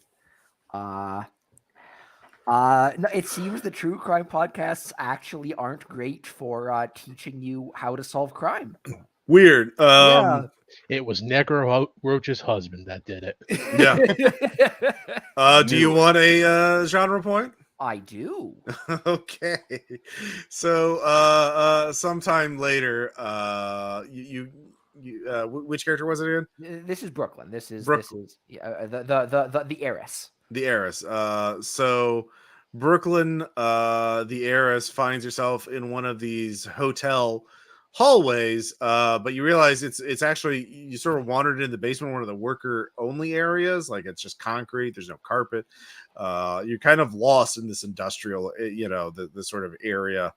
And as you start walking, you see the lights start turning off until the hallway is entirely pitch black. What does Brooklyn do? Brooklyn says, wait, I can pay you off. I can call my dad. I can get you some money. You can let me go. So she's sort of trying to like preemptively assuming that someone's coming for her. She's trying to sweet talk her way out of the situation. Okay. Yeah. Give me a spirit check with a penalty unless you have a positive quality. Filthy rich family, like this is a credible thing because like her father probably could pay this guy off. Would that count? Yeah, sure. Okay. 4d8. Okay. That is no matches, and I did get a 1. Okay. Well, the kill scene starts now, so Okay. but the killer says nothing. And let's see here. What is? I need another dumb weapon. I want to have more. A flail, and the flail end looks like a moon. Oh God, no. yeah. So you hear a chain unfurl, clinking open, and you just hear the give me a finesse check with a negative because the killer has night vision goggles and you don't. Okay. So so we see as the viewers or whatever it's very much a ripoff Silence of the Lambs, except instead of a gun they're swinging a flail. Yeah, she messes that up. Okay, yeah. She runs into the wall because it's not a straight corridor. It sort of goes around the corner as she runs for a bit and slams into the wall. And so she's a secondary. Is she a secondary or a primary character? She is secondary. All right, so she is the flail connects, and just with one hit, she's dazed. And the killer stands over her and just swings again and again and again and again until the moon in the hallway is just covered in blood. Brooklyn is no more. So so get to genre points for that.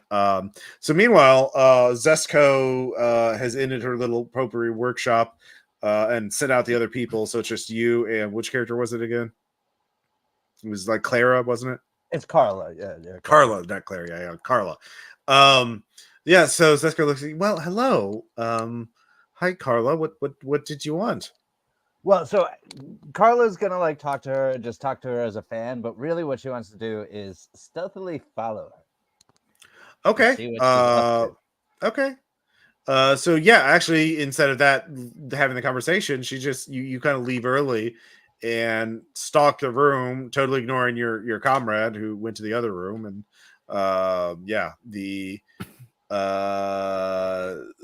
eventually Zesco leaves. And give me finesse to stalk her. All right. She's stealthy, so. Okay, get a +1 for that. Nothing. I almost got it straight. Almost got it straight. Yeah. Well, you lose her, weirdly enough. Meanwhile, Felicity, you finally get out of the bull tracker thing. The fans eventually disperse. Bull Tracker's gone. Emilio's gone. What are you going to do? Ballisti's going to try to make his way back to Jacoby, and I believe Piccolo Pete went off to finish off the rest of his apology video. He's probably going to try to find out where the Ape TV show are, because that's the only other people he's really communicated with. Okay. Where are they again? Elliot Pink, he can be wherever you want him to be. We actually haven't gotten to him yet, so like he can just sort of be the bar. At the bar. Yeah, I think the bar sounds reasonable. He's lost. Yeah, he lost his AI art guy, so he's just drinking his sorrows away. Okay. Yeah. Felicity pats him on the back and says, if it makes you feel better, the AI wasn't good. It had 6 fingers. I counted. Yeah. They I mean, they say the next version might be better, but yeah, you're right. Maybe we're okay without it, but shit, dude, we've been working on this for so long. Well, things happen for a reason, and maybe it was all a part of a master plan. Maybe they died for a reason. I don't know. What do I know? Want some gains? Yeah, I do actually. Uh, he cracks open a pill capsule and puts it in his drink and goes, there, mixes properly. What's your take on all of this, by the way? Dude, I have no idea. I just want it to come. I just want it I just want to create art, like I just want people to see my vision. Now people started dying and like shit, and he downs the gains.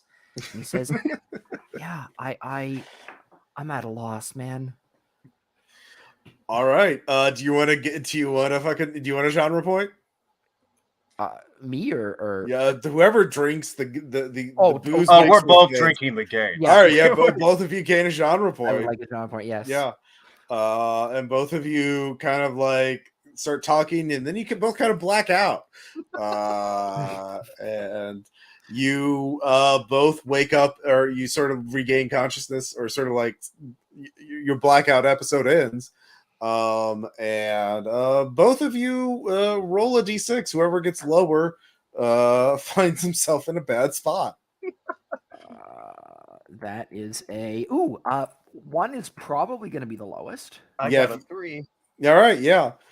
Which character was this again, Daniel? This was Elliot Pink. This was the showrunner. This is my primary. Okay, your primary. Oh, so you start with the survival point. You might actually live. Yeah. No, Yeah. So, yeah, Elliot finds himself at the swimming pool of the one of the hotels. You're not sure which one. You don't recognize this hotel exactly, but the pool is there. You're kind of there. You're how dressed are you? Are you? I think I'm just in my normal clothes, so just sort of like nondescript, just sort of like cargo-y pants and sort of a flannel-y looking shirt. Just same thing I wear every day. Okay. Are you soaking wet or still dry? Soaking wet. Okay. Yeah, you were just in the pool, and that must have woken you out of your thing. You got back there, but you're looking around, kind of getting oriented. And then the door at the far end of the pool opens up and closes, and there is a figure dressed in an ape suit, and he is armed with he has a banana tucked into his belt, but he also has a big pool strainer, like a big pole, but it looks like it's been modified. So yeah, it looks like now it's like a man catcher, like it's been modified so that the net can pull tight. Yeah. And he starts approaching you, Elliot. You have to pay, especially you. Shit. So I'm a I'm a survivalist. I think maybe I'd have like some like a can of mace or something on me. That would be genre points to spend. That'd be 3 genre points. 3 genre points. Okay, I want to spend 3 genre points, and yeah, I have a can of mace. I wanna mace the dude and run away. All right, that is finesse. Finesse. Okay. Because he approaches you, and you kind of like, yeah, we'll see how good your approach is. Okay. You will. No. So what can you spend genre points on? Because this is my last character. No. So your first time you lose survival points as a primary character, you get to ignore them. Okay, cool. Well, so yeah, you don't gain any. You basically pull it out too early, your mace, and he knocks it aside with the pool strainer. Which is, it's long like a pole arm, right? Sure. And so it knocks over to the ground. It does not fall into the pool, I'll say. It's on the ground. But yeah, he says, pathetic. This is what I'm doing the world a service, getting rid of fools like you, causing those of us who are worthy so much pain in the future. What? Wait, what are you talking about in the future? So I can I like try to bide time by get him talking, and like could I make like a spirit check to like get him to monologue a little bit more so that I can Yeah, I would say that's going to be pretty difficult because he really wants to kill you. does my winning smile help? It does. So yeah. All right. So let's see. That 2 5s, 2 2s. Hey, that's like actually really good, I think. Because that is a not No, I just can't say no to that smile. yeah.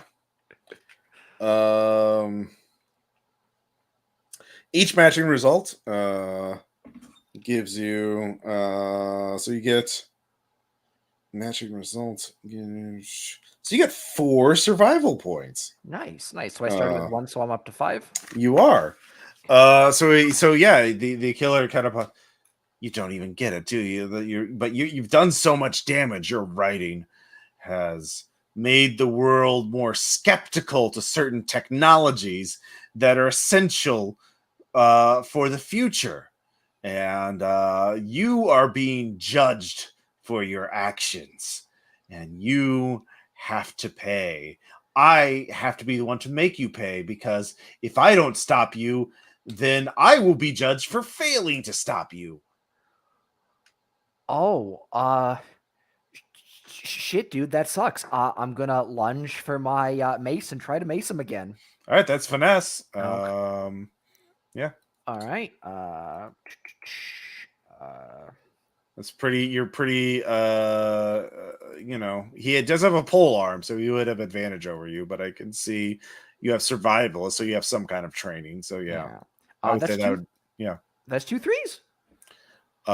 Yeah, that's 2 more points. So you're at 7.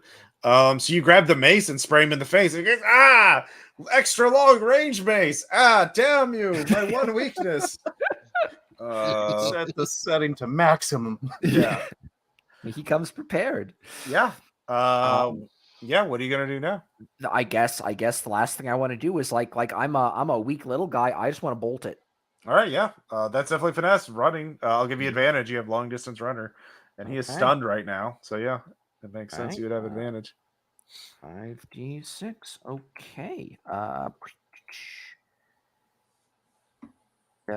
That is nothing and 1-1. All right.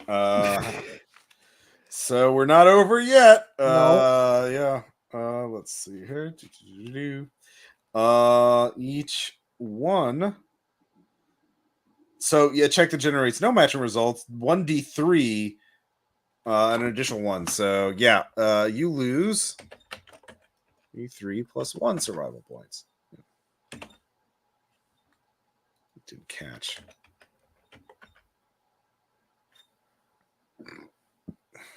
Ooh. Could be worse. Yeah, 4 survival points. So as you begin to run, he lashes out with the pool strainer, and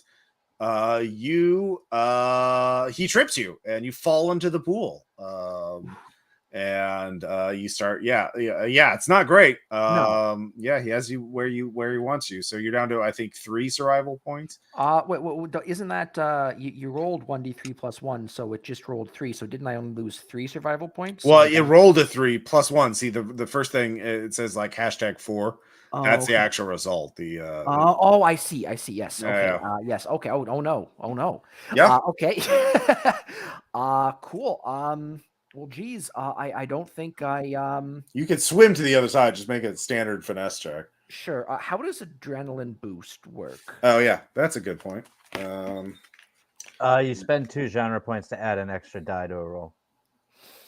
Okay. I think so. You could use it for the swimming because none of your traits would come into survivalist, and long distance running doesn't really apply to swimming. No, not really swimming. Yeah. In the chat, Yeah. there's a few other options for escape routes, by the way, if you have genre points. Right. Okay, cool. I have three. I have three left, so I can after this. All right, so I am gonna try to use adrenaline boost to just I swam in high school. Maybe Mhm. I want to just front crawl away, so I want to do a finesse check to swim away. Yeah, go for it. Right. All right. So that is 2 5s. All right. A 1 will subtract 1, but I think it's Oh, yes. 1d3. Let me see. So you got Right. both. So you increases by 1.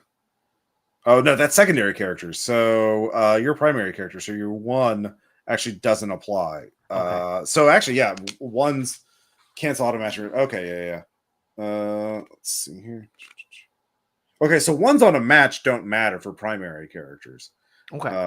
So yeah. Gain. I'm just gonna say you get away. Okay, cool. Yeah. Nice. So I will say you now have 1d3. You have 3 survival points left, but you take damage immediately. You don't have that. Ignore the first one. You swim out, and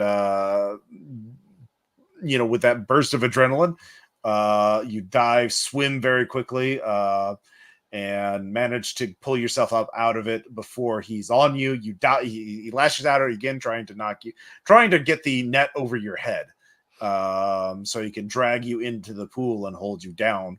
But you dodge roll out of the way and run out of the room, and he does not pursue you outside of the room. Hell yeah. I'll say at this point, all your characters could reconvene, I guess, and sort of plan a new thing, because now at least one of you has seen and survived the killer. So there's a fucking ape guy, and he has like some like banana knife, and he tried to drown me in the pool. Also, I don't think anyone should use gains anymore, because I woke up in a pool and I didn't know where the fuck I was. Like don't worry, dude. I won't like make people. I won't like say bad things about it publicly, but like shit.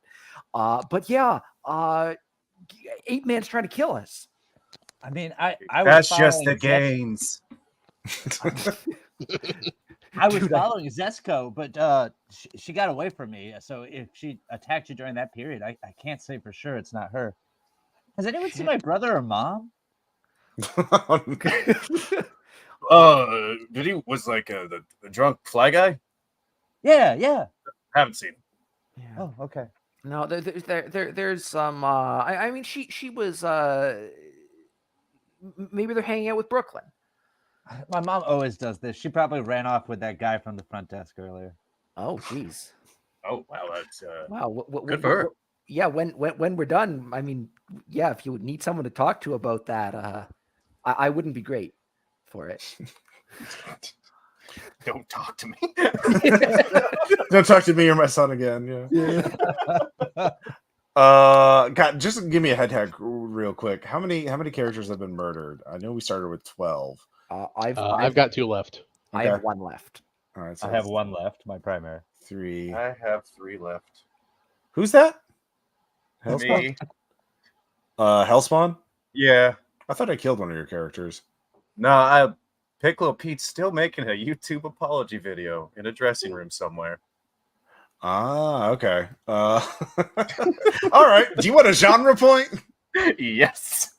All right. So Piccolo Pete skipped the meeting and is in his room. Give me a brains check with disadvantage because you're making that apology video. All right. D10s all the way.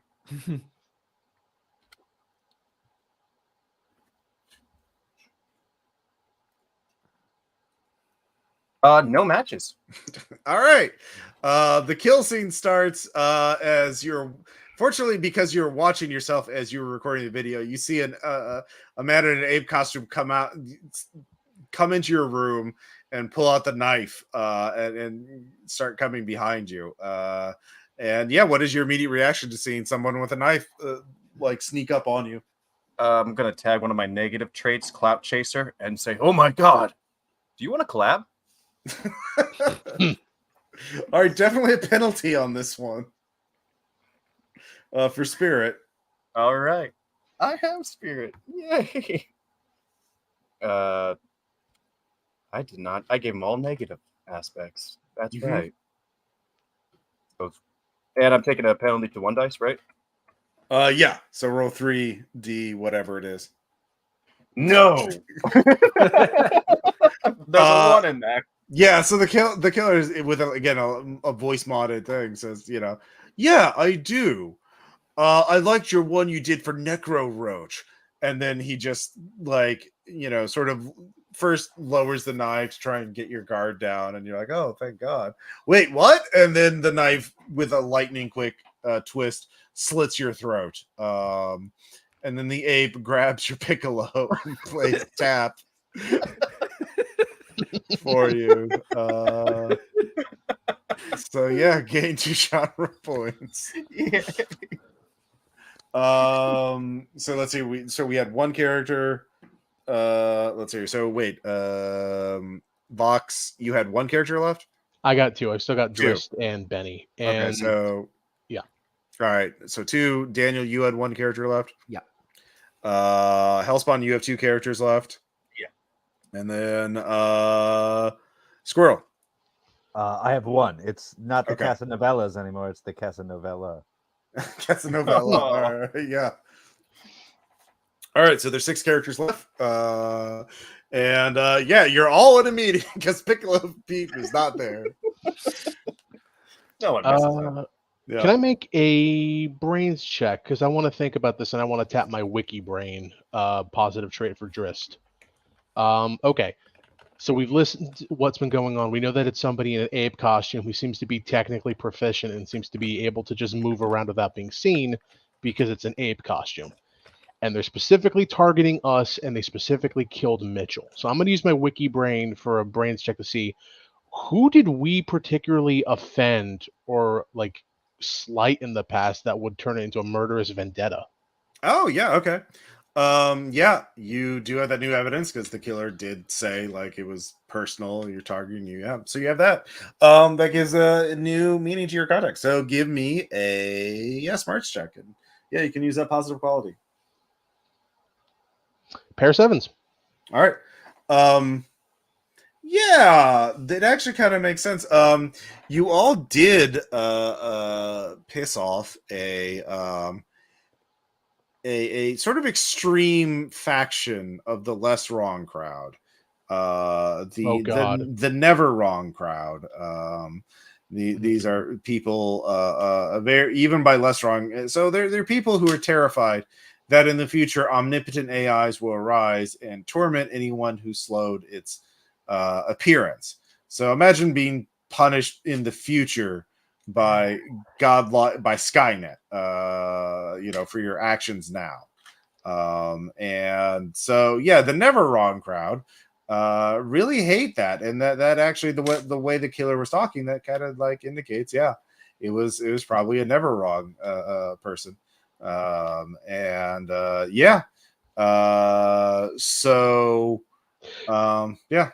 So Drist and Benny are going through their list of enemies, and then Benny immediately turns to everybody. He's like, okay, listen and understand. The killer is out there. And then Drist just grabs his mouth. It's probably one of those less wrong assholes, the never wrongs. And yeah, all of you at one point or the other had really pissed off the never wrongs. You would all gone after because, they're even by their rhetoric was so easy to make fun of. It was so easy to score points off of them. It was just shooting fish in a barrel it was ridiculous. I think there already was a joke about them in the pilot that we just did live the other day. Mm-hmm. Yeah. So it kind of and they definitely are technically proficient. They live in Silicon Valley and all that. And yeah, anyone else can give one other character. You all. Yeah, what do you want to do next? So you're saying a bunch of rejects are mad that we said some mad things on the internet and are now killing us? Well, the way they No. view it, you by not stopping you, by not killing you, they risk being tortured for forever by a godlike AI in the future. I'm glad I'm that important. Well, I mean, you're important enough to be murdered, apparently. Well, Oh wait, you don't think this means? Oh God, Carla's gonna run out to where she sent her mother to go find out what happened. You're looking for your mother? Yeah. All right. Oh, so yeah, you know where she was, that other workshop. So, yeah, are you all, is everyone following? Just Jacoby. Bill's gonna stay. Ballisti's just gonna stay behind. Okay. Elliot Pink is going to stay with the majority because he is a coward. All right. Yeah, So Benny's got an idea. okay. So the character's going to find the Carla's mother. Or yeah, Carla. Yeah. Make a freak out check. You find her body. Oh God. That's brains, right? Yeah. No, spirit. Spirit. Spirit. Okay.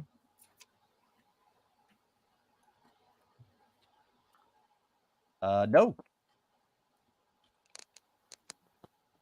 Okay. Yeah, you freak out. Although I'm gonna spend 3 genre points to try that again. Okay. If I got 2 Jacoby's minutes. with them and he passed, can he help calm Carla down? There we go. Oh, yeah, never mind. That's like gold. Let's see. It's not a kill scene yet. So yeah, with the ones don't matter. Yeah, that's really good. So let's see here. Okay, so both of you made your freak out check then with the reroll. Yes. Okay. Mhm. So yeah, so you find the body, and you don't freak out. You don't run away into the dark. Yeah. You can give me smarts checks to investigate. Now she really hates this person. I'm so sorry, honey. 2 1. You did not deserve this. Let's see. 3 5s.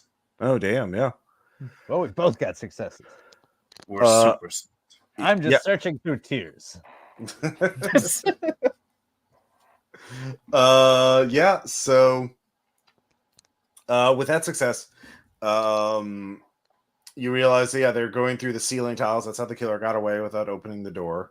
And so you realize they have a really good understanding of the hotel and the entire environment. So this is very well planned. Yeah, you could go up into the ceiling tiles and sort of follow in their tracks. There's little blood drops leading up to the ceiling tile, so you'd be crawling through a cramped space, obviously. You wrestler man, give me a boost. I'm going after him. That's my partner. I'm the dancer. Oh, But I Give me can a I boost can anyway. kind of toss you. All right, so you're going up in there, Squirrel. yeah, Carla's hunting these people down. Okay, and this is your last character. I mean, she is dedicated, man, and All right. armed with several genre points. Okay, and who is in the room with you? Which character was it? Sorry, Jacoby. Jacoby. And Jacoby was the second. oh yeah. All right, cool. I know who to target. So Squirrel, your character can make a smarts check to navigate the maze of little ceiling tile puzzle or maze and air ducts and all that shit. Would unconventional thinker or perceptive help? Perceptive, definitely. 2 2s, yeah. Okay. So yeah, you'll get some information. And especially with the context of what's happening next. Jacoby, go ahead and give me a smarts check for perception. All right.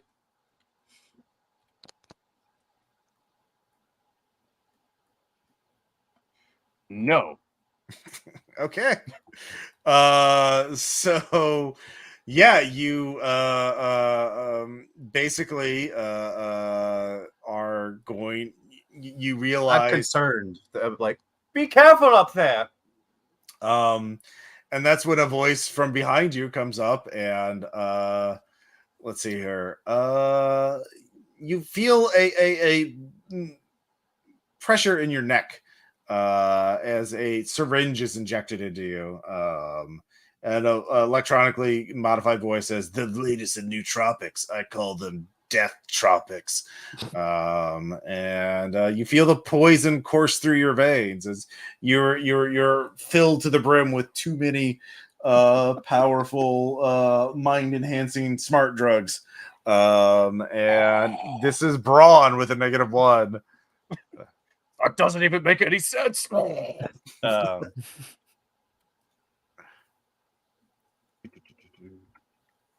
Do I take a negative for being poisoned? Yes. Okay, cool. Perfect. Oops.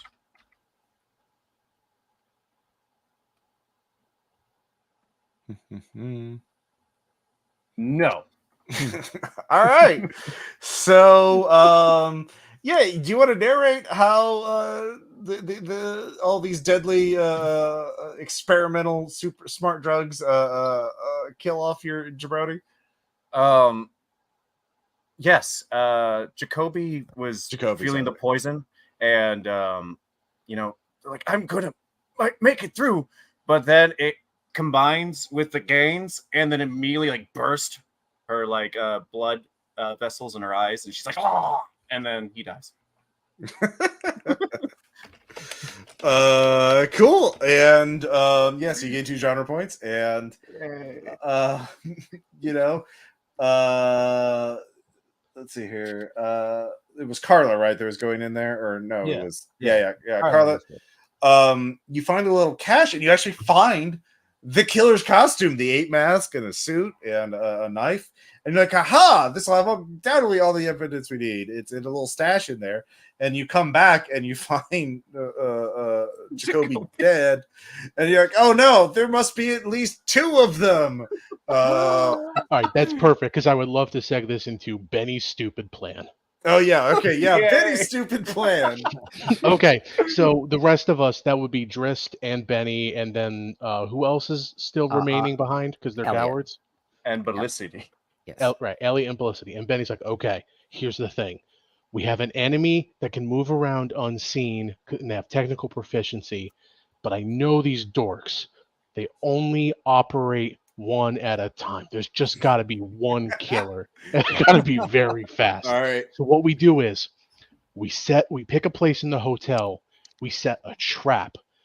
Felicity, you're the biggest, buffest, and strongest of us. You're going to be the bait because you can take this person one-on-one, and they'll believe you think you can take this person one-on-one. The rest of us, we hide in the room. We get them. We just got to pick the perfect place in order to stage the location. And I know the perfect place. So I'm going to roll brains, and I'm roll with a negative because I'm a fascist idiot. Oh my God, you're brilliant. That's a great plan. Yeah, go for it. Or if you just want to say you fail, I'll give you a genre. I'll give you 2 genre points. Well, you fail. Yeah. All right. Yeah, we need to go to this. There's a section under renovation that's very isolated and not very well lit, and no one will be able to hear us scream. And Perfect. yeah, it's going to be perfect because the ducks aren't finished. They're not going to be able to come up from us from above like it has been. It'll be like an arena. I know this. Yeah. I know this. So there's this section of the hotel that's the docks that are under innovation. It's the lights are half on, half off. There's a lot of like side corridors and places to hide. And you're out in there, Felicity, yelling out. So yeah, give me a spirit check. You could use wrestler as a positive thing for this because you're calling them out. Yeah, he's slowly disrobing, and clearly underneath he's wearing his leotard. And he goes, The summer 1998. WWF SummerSlam. Thumbtacks. Baseball bats with barbed wire wrapped around it. It was hell for a man. But today, I aim to relive that glory. All I'm asking, son, are you ready to bring the pain? Because Felicity Buffman is going to break you in half. Give yourself a genre point. Please tell me he took. I'd out the give you phone again two to play genre the- points if you talked about like how your genetic condition, the odds aren't very good, and yeah, Even though I had my hip replaced, yeah. my knee has been dislocated 3 And times. it's like a 200% chance that you're going to And lose. Yeah. If I get another concussion, there's a likely chance I'm not waking up. That's pretty good. All right. So all the 3 characters that are waiting in ambush, each of you roll a d6. You just have Okay. to know, was your fight music playing during all Oh this? no, I Oh rolled yeah, a I set up my 1. little bone again. I also rolled a 1 for Benny. It's a good thing there's only 1 killer and not Yeah. 2 who could sneak up on 2 of us. Oh yeah. Who's the 3rd character? I think there's one, or is that it? Oh, those are my 2 characters. Okay, yeah. So that's it. All right, yeah. Both of you give me a smarts check. We'll have 2 kill scenes automatically. Yeah, just Okay. Are you asking for me as well for smart check? yeah, because you both rolled a 1. Yeah. Okay. I would also like to tag my negative aspect dumb. Okay, yeah. I got successful toppers on my smarts check. I Okay, will yeah. also roll with a negative because fascist idiot. All right, yeah. I didn't make shit. All right. Glad you got a pair. Well, yeah. So there's 3 characters there. Felicity doesn't have to make a check because he's actually the safest. It's the people waiting in the ambush. So, it sounds like Vox, your fascist failed. Drist is safe, but Benny is in danger. Okay, so Benny's in danger, and who's the other character in danger? Elliot is in danger, but he rolled real good with toppers on his smarts check. Okay, so he's fine actually. So the killer's just going after Benny right now. So where's Benny hiding in this particular area? There is like an unfinished closet, and he's just got the door cracked, and he's just peeking. Okay. So he fails the check, and just hands come out of the drywall behind him. Like this is an unfinished. Like there's like a big, just an empty space behind this closet. Like it's just. He gets Kool-Aided. Yeah, he gets Kool-Aided. Yeah, reverse Kool-Aided. He's pulled back through the wall, not bursting forward. And he's thrown to the ground. He's stunned. But he's not dead yet. The A killer is standing in front of you. He's got a big 2-handed sledgehammer. The word ban is written on the side of it. And he's swinging it at your head. So yeah, this will be finesse. You're at disadvantage because you're on the ground. But yeah, you can't talk your way out of this. You just got to not be where the hammer is. Your head does in particular. Well, he starts to say, "Get your hands off me, you damn dirty!" Yeah. So yeah, there's just an explosion of meat on concrete as the hammer hits the floor, just passes all the way through your head. You gain 2 genre points. And the other characters in the loading dock do hear that. Yeah. The character, by the way, the rolled toppers does get +1 survival point. I will say that. Oh, nice. Okay. Yeah. So yeah, do you characters like chase after the killer? Or are you just going to stand there stunned as you hear a really bad sound coming from where Benny was? Are you asking Felicity? Well, yeah, Felicity and Daniel's character. Yeah, Elliot. Elliot is in no way, shape, or form going to run after the killer under any circumstance. All right. Let's see here. Felicity, what are you gonna do? Oh no, match interruption. This isn't match regulations. And hops out of whatever ring he's in and tries to make his way back to the group. So he's not chasing after, not investigating what happened to Benny. Benny's dead. Felicity's laugh. You don't know. Yeah. Okay. Drist is gonna go investigate. Benny, no! All right. Yeah. Driss gets a genre point, and yeah, you see the killer running into the shadows, into the under construction office section of this area. So yeah, just parts are in drywall, parts are just wooden frames and shit like that. They're just reorganized, renovating the place. So yeah. What does Driz want? If Driz wants to chase, that's a finesse, and we'll start a kill scene. Sleep tight, buddy. Let flights of TARDIS bear thee to thy rest. And he goes and chases. All right. Yeah, we'll say it's a kill scene now, and you're chasing after the killer. This is your primary, right? Yes. All right. So he has 1 survival point, and give me finesse. Just at base, unless he has a quality that would be good for chasing a killer. Finesse is actually his best stat. Okay. Yeah, pair of 5s. Yeah, pair of 5s and 1s are ignored. When there's a match for primary characters. So you get plus 1d3, I believe. Yeah. Let me double check. I think it's 1d3. I just want to survival points. Each matching result. Oh, 1. Okay, toppers give you 1d3. So you gain his survival points. You're at 2. I'm gonna say this is gonna be a shorter scene. It's gonna be 6. You just need to get to. Mm-hmm. But yeah, you chase after the killer, and come into a small hall. Well, into a unfinished room, construction site, and he turns to you and he says, "Oh, it's just you." And he readies the sledgehammer to swing at you. What are you gonna do?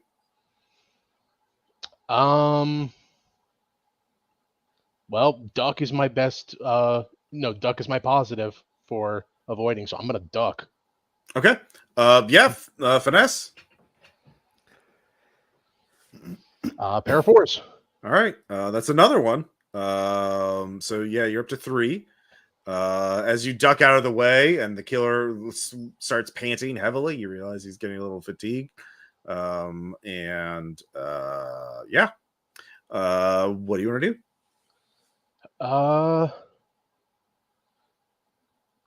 Maybe Drist thinks that Bellicity probably could be the one to actually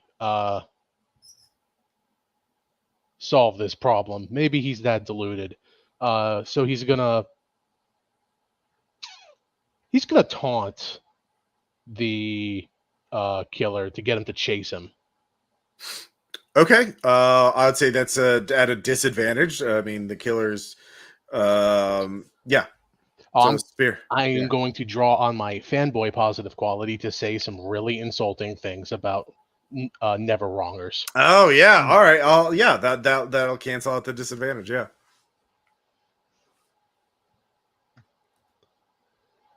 Pair of 5s. Okay. So yeah, that's brings you up to 4. Yeah, the killer is running back, chasing you. Is getting, you can hear them breathing heavily. You're wearing them out a bit. Yeah. Oh, what's the matter? Your big bad AI isn't going to be there to massage your muscles so you can chase me? Yeah. So Bellicity, you hear them coming back towards you. You hear that? Did you run away already? No, I didn't run away. I just went back to meet up with whatever the group was, and I'm still kind of like. Okay, well, you're leaving the loading docks, so you're making your way out of the loading docks when you hear that coming from back there. So you're about to leave, but not there. Overwhelming numbers. We can do this. Okay, so you're charging it. All right. Yeah. Okay. With a turnbuckle. Yeah. So let's see here. The both of you, roll. You can roll brawn if you want to actually fight against the killer. Yeah. But can I tag my positive trait wrestler? Sure. Kills him. What happens when they're invigorated? Okay. All right. These are both primary characters, right? Yeah. Yes. Okay. I got a match. Okay. I did not get a match. Okay. So you get a match, so you gain 1 survival point. Just a regular one. Those of you who do not, let's see here. You gain, so it's 1d3 plus 1, that you lose because you also got a 1. So you lose 3 survival points. Well, back down to 1. Yep. Actually, no. Is this your first time getting hit? Yes, actually. Yeah. All right. So he swings and misses, barely, almost clips your head as you turn to see Bellicity. You're momentarily distracted. Bellicity, you charge in and basically. I use my secret move, the solar plexus demolisher. Yeah. Well, no, you don't get that close, but basically you throw him off balance. But yeah. He's swinging a sledgehammer, so you're wrestling. Now that you're in melee, you'll be at a basically his sledgehammer will negate your wrestling, so you'll be at regular brawn for that. Yeah, but yeah, he's swinging a big ass sledgehammer around, and that's yeah, it's definitely just this one guy. Clearly, Definitely just this one guy. Yeah. So what are you both gonna do?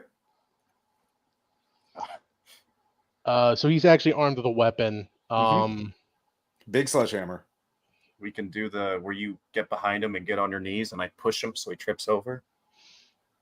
Yeah, that sounds like a great idea. Okay. Roll finesse with a disadvantage there, Vox. Do I get to use duck because I'm literally? Oh ducking yeah, you behind are this guy? literally okay. So that'll negate that. Yeah. Pair. Oh, 2 pair actually. Unfortunately, those are ones.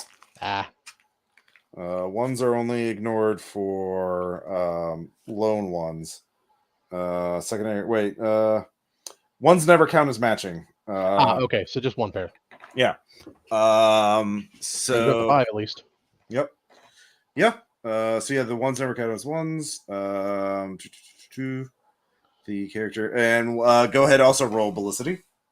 Will do. Am I rolling finesse or brawn? Brawn. Got it.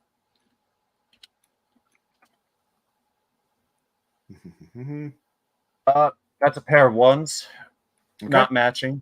All right, so you will lose 1d3 plus 2 survival points. Wait, is It's this my your first time? set? Yeah. Yeah. Can I actually Alright. spend some genre points? To do what? Try it again. Try it again. Is that a special ability or is that something everybody can do? It's a general one. Okay. Yeah, I think it's general. Yeah, yeah. The special abilities are adrenaline boost, back for more, dumb luck. What's in this? Yeah, go ahead and spend them. All right. And I'm gonna re-roll again. Yeah, the ones are on page 31 and 32. If anybody needs them. No. I mean, it worked. We're great. Okay. No matching. And a 1. Sorry. Let's see here. So you failed?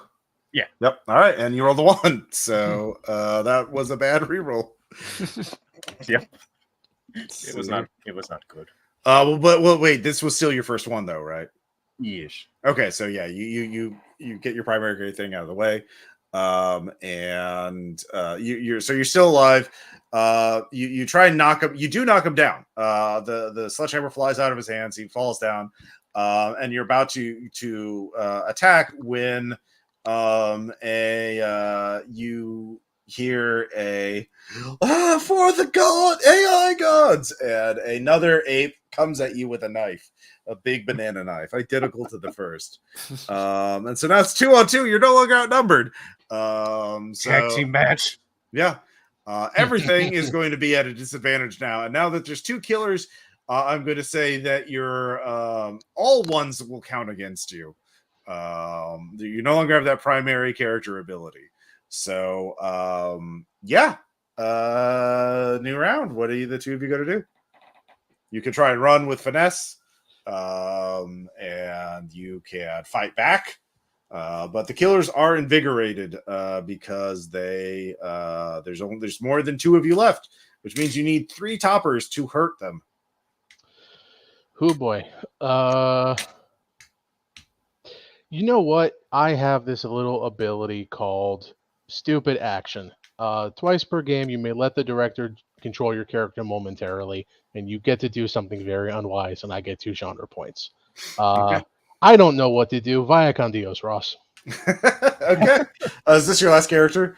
Yep. All right. Yeah. I will say you.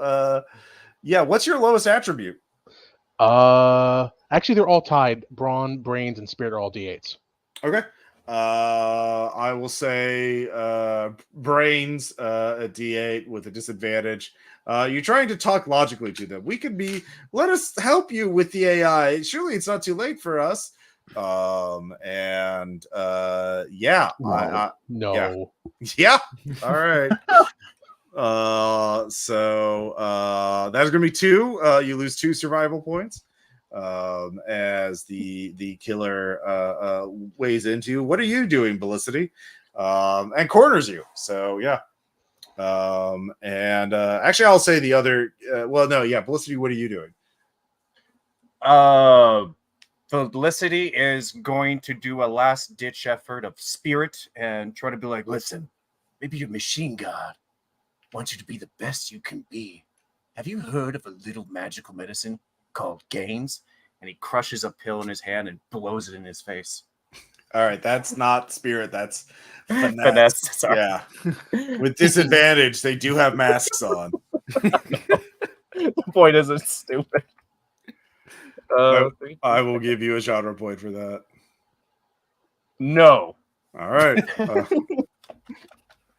No ones though, but yeah, that is 2. What does that take you to? I think 0 survival points. All right, so next one will kill you. Yeah. So new round, as they're just ready to kill you. So it's a desperate fight. You've already been cut. Both of you have been cut. You're bleeding. Let's pause this for a second. As let's see here, the other remaining characters. Well, let's see. There's only one other remaining character, right? At this point. Elliot's around. Yeah, Elliot. Yes. So Elliot, you're the one who found the costume, right? No, Carla found the costume. Okay, so Carla and Elliot are still alive, Yes. right? All right, so Carla finds Elliot and shows him the costume. I'll say for the sake of expediency. And you both have to. I was gonna say, can I reverse? Can I reverse? What are you doing here? And pull myself into a kill scene? Yeah. Well, that's what I'm saying. You two can burst in. Yeah. Well, I was gonna say, could I do it dressed in the costume? Oh, okay, yeah. All right. Sure. Okay, yeah.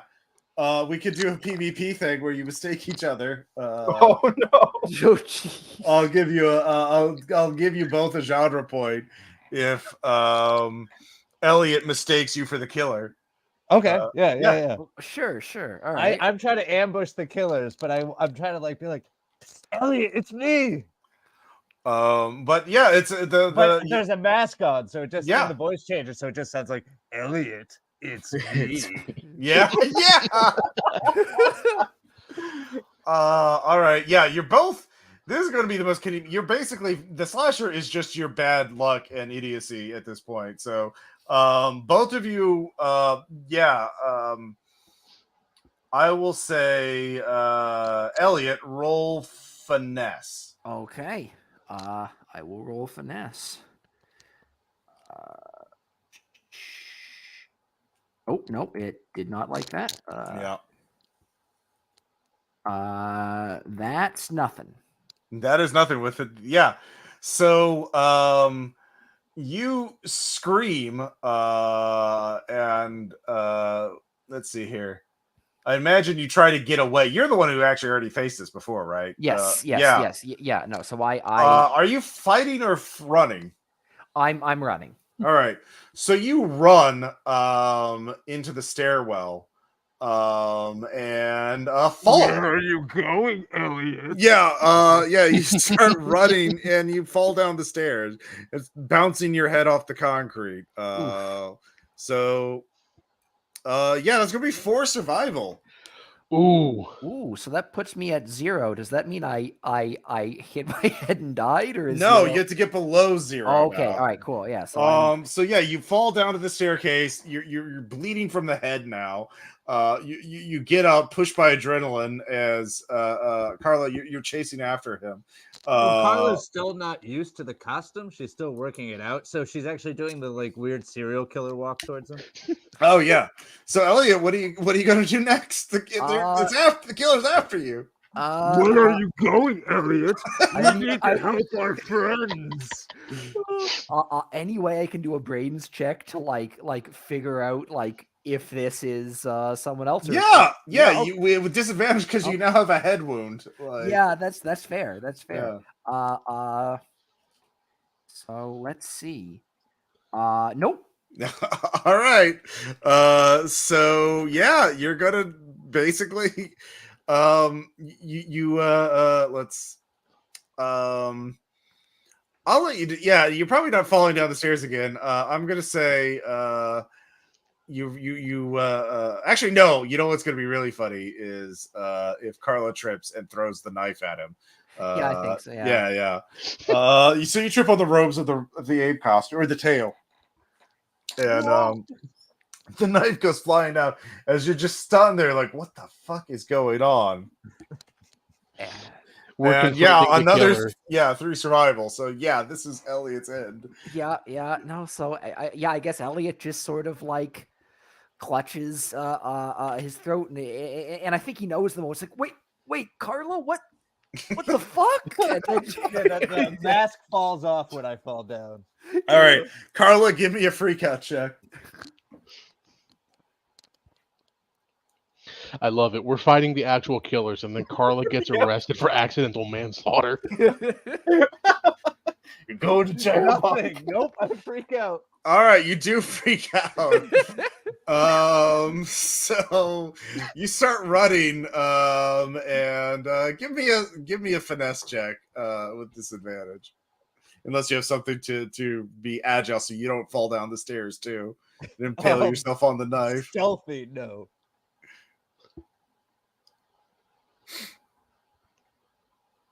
2 3s. 2 3s. All right. Yeah. So you don't kill yourself that way.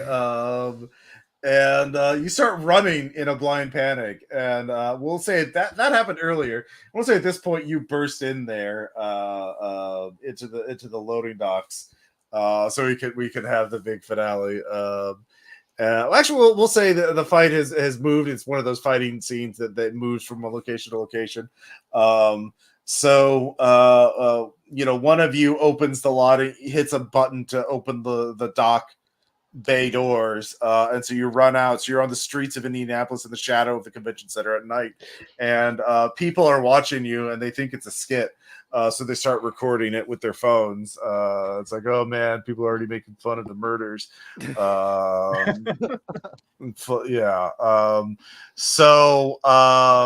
kill scene with the killers and all 3 of you. It's a swirling melee of blades and sledgehammers and power tools and hard concrete surfaces and confusion. So we'll just go to each of the remaining players. So Carla, you just run into the situation. You're one of the killers grabs a nearby hammer and throws it at your head. How are you reacting to that? Well, I guess I'm stumbling out of the way, and I'm trying to convince them that I'm with them. Okay, yeah. Spirit with disadvantage. Well, Spirit, you have the costume on, yeah. 3 4s. Damn, all right. So you get 3 points. Survival points. And I think actually that first time, So you're at so Belicity, what are you gonna do? I'm gonna play to the audience and use Spirit to be like, no one will leave this match alive. Record this. This is history. and he's losing his shit, and he just wants to get everyone pumped up, like it's his last wrestling match. Okay, I'm gonna say that's not defending yourself against the killers, so I'll give you 2 genre points for that. But yeah, roll brawn with a disadvantage to survive the injury you were about to suffer. Yeah.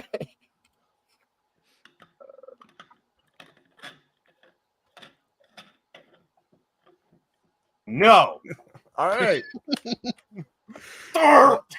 Yeah.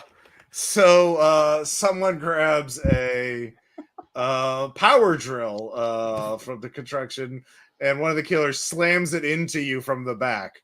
So that's 2 survival points. Do you have any left? Oh God, no. But Yeah. can I spend like I have one special ability to come back for more? Can I just blow it all and roll it later? Yeah. Oh, You get power drilled from the back, and the drill comes out the front, and you keel over, and everyone's people. Oh God, it's real! Ah! It hit their Uh, faces, my blood. So I think Drizzt is left. The other killer's facing you. What are you gonna do? Oh boy. This killer has a knife. The one lost his sledgehammer. Oh yeah, it's like I said, it's swirling melee. There's all kinds of murderous in power tools and things in the vicinity. Toolbox got kicked over, spilling out all kinds of fun things. I do I kind think of it's want to. now down to 2 characters, so now the killer is exhausted unless Felicity comes back. Later. True. Yeah, I'm going to pick up the sledgehammer Yeah. that got dropped, and I'm just going to heft it as best as I can. I'm going to say, you know what? It's 3 copyright strikes. You're out, but I've only taken 2 today, buddy. Oh, I'll give you a genre point for that, and advantage on your roll. Brawn, though. Yay. It's a sledgehammer. It's not a finesse weapon. Pair of 2s. Pair of 2s, cool. Let's see what the exhausted killer rules are. Take them out, Smaug. Let's see here. Normally it's matching toppers. I will say if you spend, let's see here, if you have anything to increase, I'm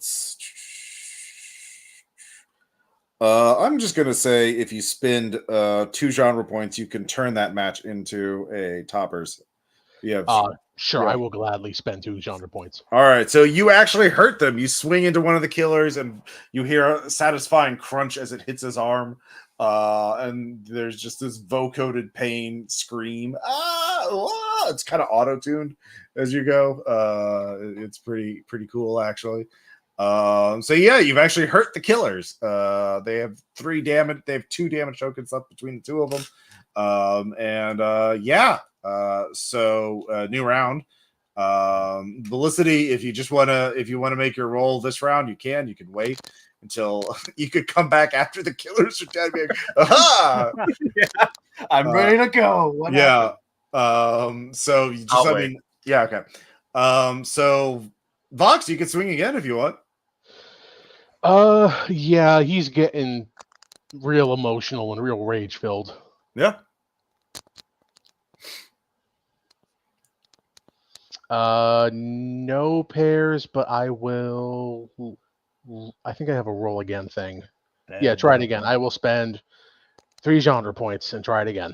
Okay. That takes me down to 6. Mm-hmm.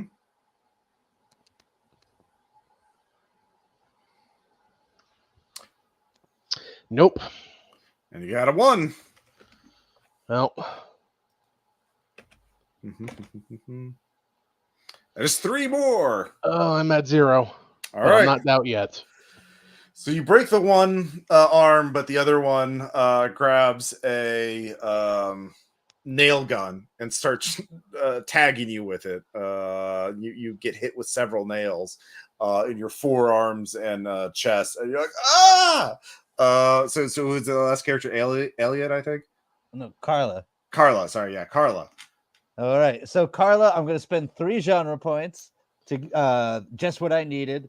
She grabs a big chunk of rebar, sharpened rebar, and yells, "Right this dip, asshole!" and runs it into him, trying to run off one of the killers off the construction site. Yeah, I'll give you advantage on that. Yeah, you can roll finesse or brawn. I'll do finesse. 2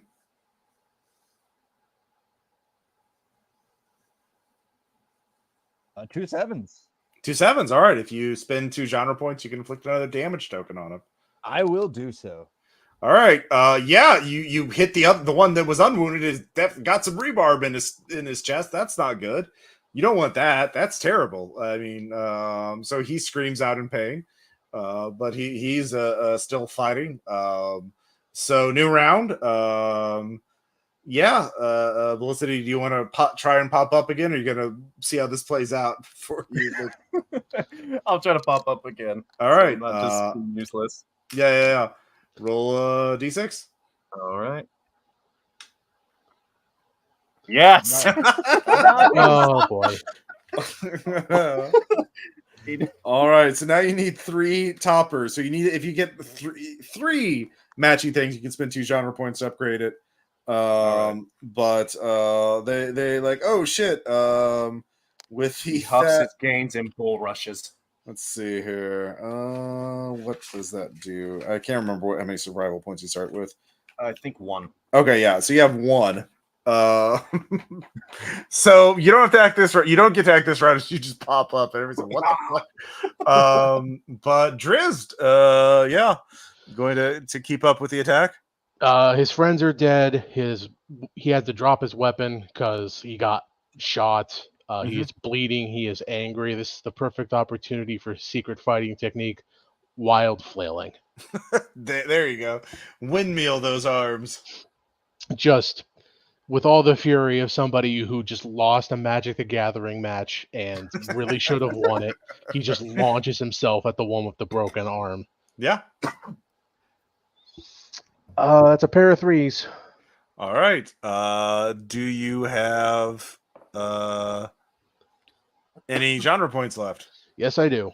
Oh wait, no, you need 3. You need triples now. Yeah, unfortunately. Yeah, I think you can re-roll 1. Well, if you want to try and get there is thing to re-roll a die, but you could say that, yeah. I don't think I have that specific. Well, you one. gain a genre point, or you gain a survival point. So you did make a success, right? So you're not hurt. You gain a survival point. You flail and push back the guy with the broken arm, but you don't. You know, you're somehow your unarmed attacks are not as effective. Weird. Yeah. And Carla. So he's fighting one, I'm fighting the other, right? Yeah. So I'm gonna try to just kick the rebar in even further and like get him stuck against the wall. Then All right, go ahead and give me a finesse or brawn, really. all right, I'll just go for the finesse. And I'm gonna use 2 genre points to do the adrenaline boost to get. Okay. Yeah, that makes sense. 2 8s and 2 4s. Oh my god. All right. So that's going to be 2 survival points. But yeah, you push them back, you stagger them. But yeah, until they're still invigorated again. Because there's 3. I should have stayed dead. Yeah. So new round, Felicity, what do you want to do? I'm going to self-sacrifice myself and make the situation right. Felicity he's spent. He's bleeding out everywhere. He's so high on gains and cocaine and whatever else is in his system. And he just extends both his arms and he just tries to do a lunging, like, takedown with his arms, a pin or something, but it's giving it his all. He knows he's out. All right, I'll just say you don't have to roll. You can just sacrifice yourself, and I'll give both other characters advantage when they roll for this turn, as you grab both killers and hold it back. So yeah, as they, yeah, both the killers don't have to do a whole lot. You are basically dead.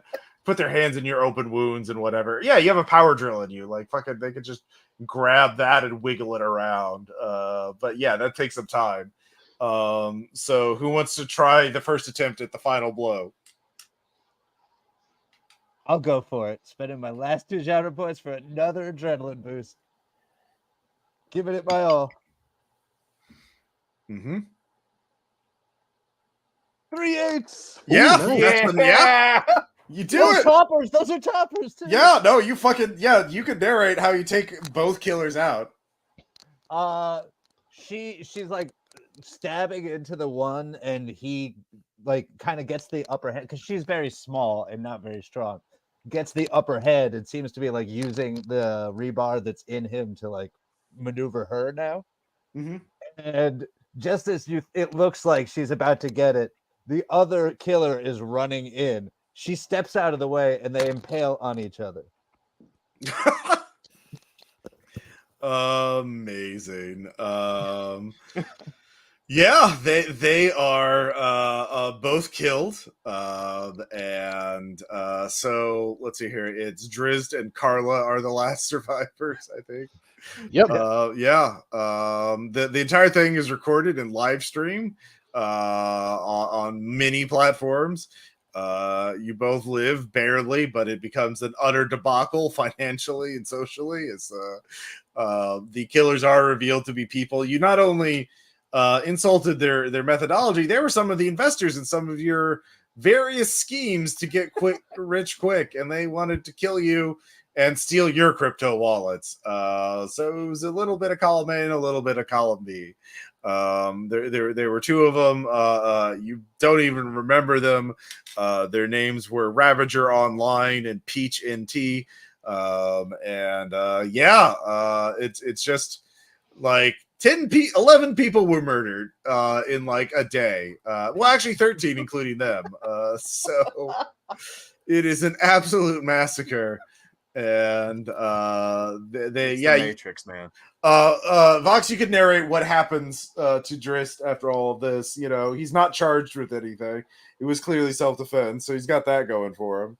Yeah, Drizzt completely and totally divests himself. But in order to make sure that the GameStop shares don't go anywhere, they get buried with his friends. Well, no, that way nobody can claim them. Yeah. But he completely and totally divests himself of meme stock, of trading like this, of like NFTs and all that. And he moves himself from doing tabletop gaming and stuff like that to doing tabletop gaming and true crime, because, well, you can leverage that minor celebrity and it's a lot more consistent of a payout. Is he going to cover the meme stock massacre, as it's called? He becomes a talking head as one of the people who can get like pulled in on occasion. He does the podcast circuit and stuff like that, but he mostly just sticks to, tabletop stuff, and also being like, how can you make, investigative horror and like action horror and like other horror happen in your tabletop games? Oh god. Terrifying. All right, very good. Carla, you were wearing the costume, right? Well, yeah. All right, Carla, give me a spirit check with I'll just base. He is attractive. All right, I'll give you advantage for that. Yeah. I love the semi-decent person's the one. You are attractive and white. Yeah. Oh. Yes, she's attractive and white. All right, you are not charged with murder. She parlays the whole thing into a journalism career, trading off the fame and the fame of the murders and the loss of her brother and mother and how tragic it is. But eventually she goes a little too Hunter S. Thompson, starts losing contracts, and goes for one big last story in a place called Cointract Island. Oh no. Yeah. Terrible. That's it. That's Apes Together Dead. You pissed off the wrong investors, and they were also AI cultists who were very, very afraid that future AI gods were going to torture them forever. And so they wanted to kill you. It makes no sense, but nothing in this does. So I hope everybody enjoyed it. That's a lot of dead influencers. No, it was great. It was great. Yeah. Awesome. No one noticed. Loved it. Yeah. Yeah. Thanks. In hindsight, I should have come up with more elaborate murder methods, but I think how come on, stupid Diamond they were. Hands was great. Yeah, Diamond Hands was pretty perfect. good. Yeah. And the band hammer. I like that. the band hammer's pretty good. You were at a meme convention. Yeah, It was great. Yeah, it was in character. Cool. But yeah, that's Slasher Flick in a nutshell. You know, I do, yeah. It does kind of drag a little bit when there's a lot of middling dice rolls. So yeah, but this worked out pretty well. But yeah, had to do the Scream thing with multiple killers. And well, I didn't have to, but I thought it was fun. But yeah, any questions or comments or anything? Had a blast. Great, Yeah, that was It great. was a great time. great, cool. Well, Glad thank Charlotte It was survived. spooky. Yay, cool. Thank you all for playing. Thank you all so much for being members of the RPPR Patreon. If you want to play games like this, you can join patreon.com/RPPR. And thank you so much for listening to Role Playing Public Radio and RPPR Actual Play. We do a lot of games like this, a lot of slasher fic games and other cool tabletop role-playing games.